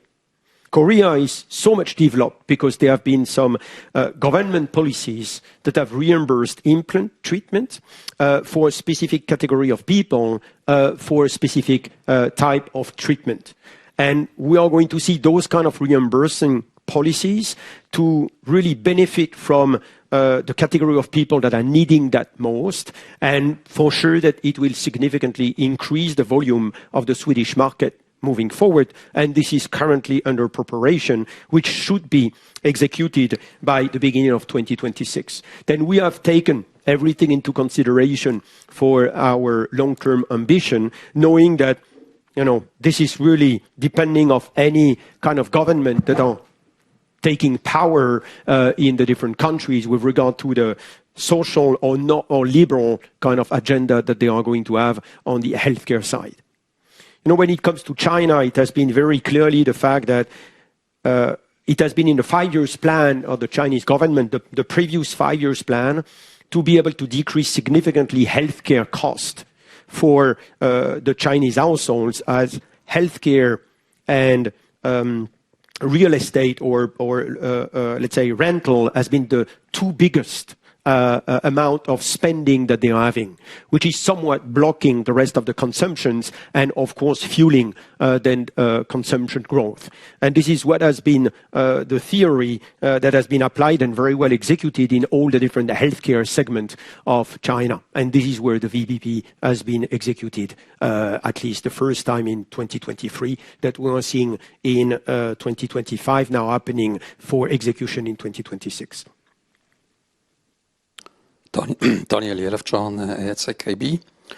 So just to make sure that I got the right interpretation, the 10% growth, it looks like you have so many door openers across the segments, doesn't need a major innovation until the end of the decade, being it in implants or aligners, or do we have a special icing on the cake later? That's the first question. I think if you look at all the different segments and the significant growth we have, you need to have innovation. I think Andreas put it very clearly, innovation is the name of the game. And to the question to Hassan before, saying, how do you expect, premium or non-premium growing, or it has to be with innovation? We expect to deliver the same out-market performance versus the past period, and it has been with innovation. We have started benefiting from the launch of BLT. We launched BLX. We are now going to benefit from an IXL launch and another innovation on the premium side during the sequence, during 2026, 2030. Same for Challenger. We have a very strong system that will come also during the period. We are going to see that on iOS as well. Then yes, innovation is at the heart of what we do for market share gain and delivering on this ambition. Okay, quite clear. And last question on Smart T. I understand your rationale, but the Chinese side, I don't really get. I mean, they are not stupid. They don't do it for free. So they produce for you 20% cheaper. They give it to you and you sell it under the ClearCorrect brand in your territories. I understand that there are different lines, high line, low line, scalloped, but the scalloped are more popular in Asia, where they are anyway. So I don't really get the rationale for them, if you can elaborate a bit on that. I will let the different streamline explanation to Florian. I think it's simple, and I would say it's a huge opportunity for us as an organization. We were looking for scale as a partner, and there are not many. And it happens that Smarty, which is still, as Florian clearly expressed, that it's still owned in majority by the founder. And he spent a lot of course, of investment of its own money and energy to start building this company more than 20 years ago. And he has really been able to become a significant player among the leaders in the Chinese market. He was having, when we met him, no plan and no investment capability for internationalization. Then his benefit is having someone who is going to do the entire internationalization of the technology that he has been setting up, and he's going to have revenue he would have never had otherwise. That will obviously very significantly increase the valuation of his organization by increasing significantly in top line, and obviously increasing significantly on the EBIT side, because he's going to manufacture for us, but he will not having any cost of sales and zero cost related to this incremental sales that he will be able to recognize at a lower price level, obviously, because it's more as a kind of distributor-like revenue, but with zero cost associated to this. Then we have been really I think we met each other with each of us having a significant opportunity of value creation on both sides. And it's where at this level of partnership, this is really what you must have. And we have really aligned interest in what we are doing from his side for company valuation and for our side for being able to deliver a very competitive value proposition. And from Streamline and so on, yes, he has a Streamline that I think most of the customers are used to, and this is one of the huge opportunity. But I think the choice of Streamline is actually a new significant advantage when it comes to ClearCorrect. But I think this is something that you can allude to, Florian. Exactly. No, I mean, the scallop trimline is actually the most dominant trimline in the whole market. You know, you see in Europe, even Align Technology, for instance, or other competitors at Angel Align, they started with the scallop trimline. We know that some of them are launching now a low trimline as well, but scallop trimline is very, very prevalent in the North American market, in the Brazilian market, and in the European markets. And I think, like Guillaume put it extremely nicely, you know, they're the big players in China. They see how much internationalization costs when you look at Angel, for instance, you know, with your legal entities, with your planning centers, local language, etc. And I think Mr. Yao, as a founder, that's why he complimented us very well. Is like he wants to do this in a smarter way. And I think together with Smarty and Straumann, we can really play a significant role going forward.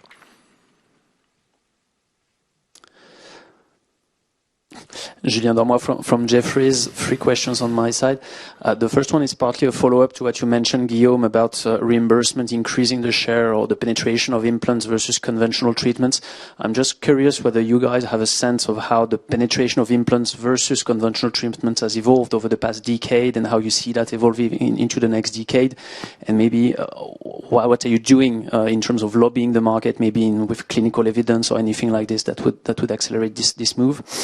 The second question is on value implants. There is a pretty steep difference in market share for value implants on your side between North America and LATAM versus Europe and APAC. So just interested in is there a specific strategy or initiative that you plan to have to increase your share in value implants in those under-penetrated markets for you guys? And the last question is on orthodontics. I think you mentioned that 40% of the market right now is probably in the hands of GPs. That's actually probably higher than what I had in mind. So just curious how you see this evolving. Is this really GPs taking a bigger share of that pie going forward? And what's the reason behind this, please? I will start with reimbursement. I propose, Andreas, you take the value expansion, and Florian also then on the clear aligner side. I think Julien, it's a very good question, and I don't think we have done enough on the lobbying side when it comes to bringing more reimbursement. But as you know, public policies right now is much more in shrinking those kind of reimbursement than increasing it, even though, you know, you see Sweden is having a different view. It's obviously because at the end, the total cost of treating those decays and those very important challenges on oral health is having a systematic consequence of global health. And I think there is clear evidence of this now. We may not have, let's say, pushed that enough in lobbying activities, and this is something that we are really thinking about, especially associating insurance companies with this. And that, especially for the European side, that should be really significantly developed, because when we see actually the very strong health of the EMEA business is a lot related to that caution effect given by reimbursement, either by then the private insurance sector, which are driven by the employer, or by also the fact that you have some still social public policies that are reimbursing a part of the implant treatment. Then when you compare what's happening in North America or in Asia Pacific, where you have a big up and down from a macro standpoint, we don't see that in EMEA at all anymore. Then this is something that we need to push from our, let's say, overall agenda. And this is something we're working on, because before we were not having the data on how much free unit bridge is done and how much implant is done. And actually, the beauty of all those digital strategies that we are getting those data now. And we will be able to see how much of those 3 unit bridge are failing, are working, and being able to compare a lot more data that we have done in the past. And what we can see, this is exactly what we have noticed with our FreeShape partner. When we look at data from a global standpoint, there are 6 to 7 times more alternative treatment done versus an implant treatment. Then we have so much to do still to grow the market and train dentists doing the gold standard, which is implant treatment. Yeah, I think value side. So on the value side, you're correct. I mean, looking at Latin, I think the success formula is easy. I mean, this is the home market of Neodent. Neodent is really owning the Brazilian market and is having a strong position there, still expanding. I think the success in North America was somewhat, a product that is very much geared to immediacy and full arch indications. And also we gained a lot of traction in the DSO space based on a very strong sales execution and education that the North American team did. They did an amazing job there. I think APAC, the topic is twofold. I think it's registration. I mean, you see the biggest value bucket in APAC, which is China. We are waiting for the registration to happen for Neodent, and that will make a big impact. And there are other registrations that we are waiting for. And the second part is in APAC, we were focusing a lot of our activities on the premium brand so far, and we continue to do so. And additionally, we will also focus our, let's say, go-to-market, but especially also education pieces for educating starters more and more on Neodent and the value brands there, and with this driving penetration in APAC. And I think EMEA, there's probably not one EMEA. I mean, EMEA is, I think we have a very strong penetration already. We see markets like Italy and Spain, where we have a lot of traction, a lot of market share with our value brands already. And then we see other markets like Germany and maybe UK and the Nordics that are more premium markets, that are less immediacy markets. And in those markets, I would say we have a bit of a time lag, but also there, it's all about go-to-market and education that will do the trick over time. Okay, and then on the auto side, so your question was, why do we believe that GPs actually are going to contribute more to the growth going forward? And it's a very, very straightforward answer. GPs see a lot more patients.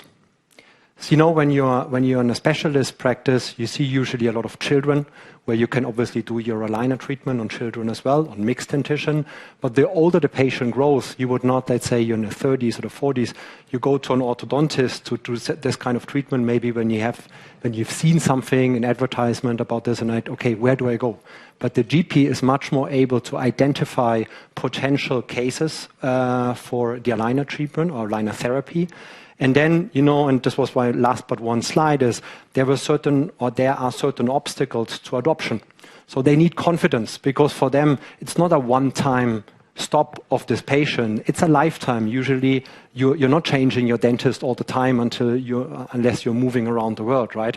So they need the confidence that doing the right cases. So that's why we as well have this kind of complexity elevator to tell them, okay, this is what you can easily do, or we are helping you to do that. We're hand-holding you.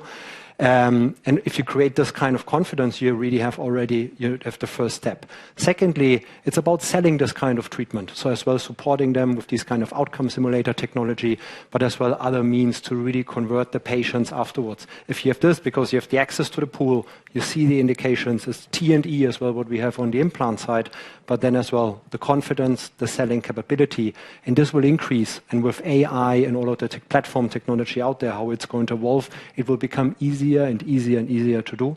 And that's why we believe that on the GP side, they will contribute significantly more growth in the future. There is one last question left online. Let's take this one and then close the session. Chorus call, could we please have Vic? Hey, good morning, and thank you for taking the questions. Really appreciate you putting this day together. So a couple for me, maybe perhaps you can talk about the puts and takes around your EBIT margin expansion goals and how we should think about peak margins for Straumann. And then for my follow-up question was on M&A. You highlighted M&A not included in your up-to-date target plan. But I'm just curious how you think about the targets for M&A adjacencies and current valuations in the market. Thank you. Let's start. I think EBIT margin expansion we've discussed quite exhaustively already. So I think, the building blocks we saw were really in terms of getting all of those operational and organizational excellence things into the organization to make sure we can grow in a more value accretive way. But then on the other hand side, it's obviously the innovation we've seen Andreas presents. So usually when you launch new products, you come in at a higher margin. It's all of the ortho improvements. So I think it's a mix of a lot of things we can do to positively influence. And then combined, obviously, with the headwinds we see in the market, with the VBP in China taking place, with the DSOs on the rise. So I think all of that is baked into that guidance. And the volatility we're trying to manage with giving an average guidance over the 5-year period, because we're quite confident we can deliver on that one. Yeah, when it comes to M&A, while M&A is still a very important part of what we do from scouting for assessing the space. But once again, I think the thing which is important is that we can achieve our 2030 ambition without M&A from the model that we have been building. Now, every M&A for us that would accelerate our strategic agenda is obviously on the list. And we are having, regular analysis and discussion, and also making sure that we can scout new technology that will allow us to disrupt some of the segment that we have seen. Then, best example is obviously the intraoral scanner with AlliedStar, or some potential partnership like Smarty or then the Sprint Tray. And there are some M&A opportunity here that we are looking on a regular basis together with some of our partner, together with the board and each of our business unit and regional leaders. Then yes, M&A is still something very important we are looking at. We don't have any, let's say, imminent target as we speak, but we have a lot of potential improvement of our strategic agenda that we are assessing at this moment in time. And when it comes to valuation of M&A, then it depends a lot about where they are located, what is their current then the market positions and their current potential of development. Then I would say it's really depending target by target, and especially making sure that we can have a very clear plan of shared value creation. This is what we are looking at especially. With this, Marcel, can we close? We can. You will have the last word. So just everybody in here, you're invited to our flying lunch. The colleagues will still be outside. We also have some colleagues still of the management board being there. Thank you very much for coming. It was a huge pleasure. Thanks for being here. Safe travels back home. And yeah, the last word is yours, okay. Guillaume. I think it's time to go. Then a big thank you for everyone coming. Big thank you to the team for the preparation and for everyone setting that up. I think it's always quite a lot of work for us, but it was really exciting to share all this news, the excitement we have with everything's coming, and we are looking forward to see you in all that different meetings and one-to-one and congresses that we are going to share. Thanks again.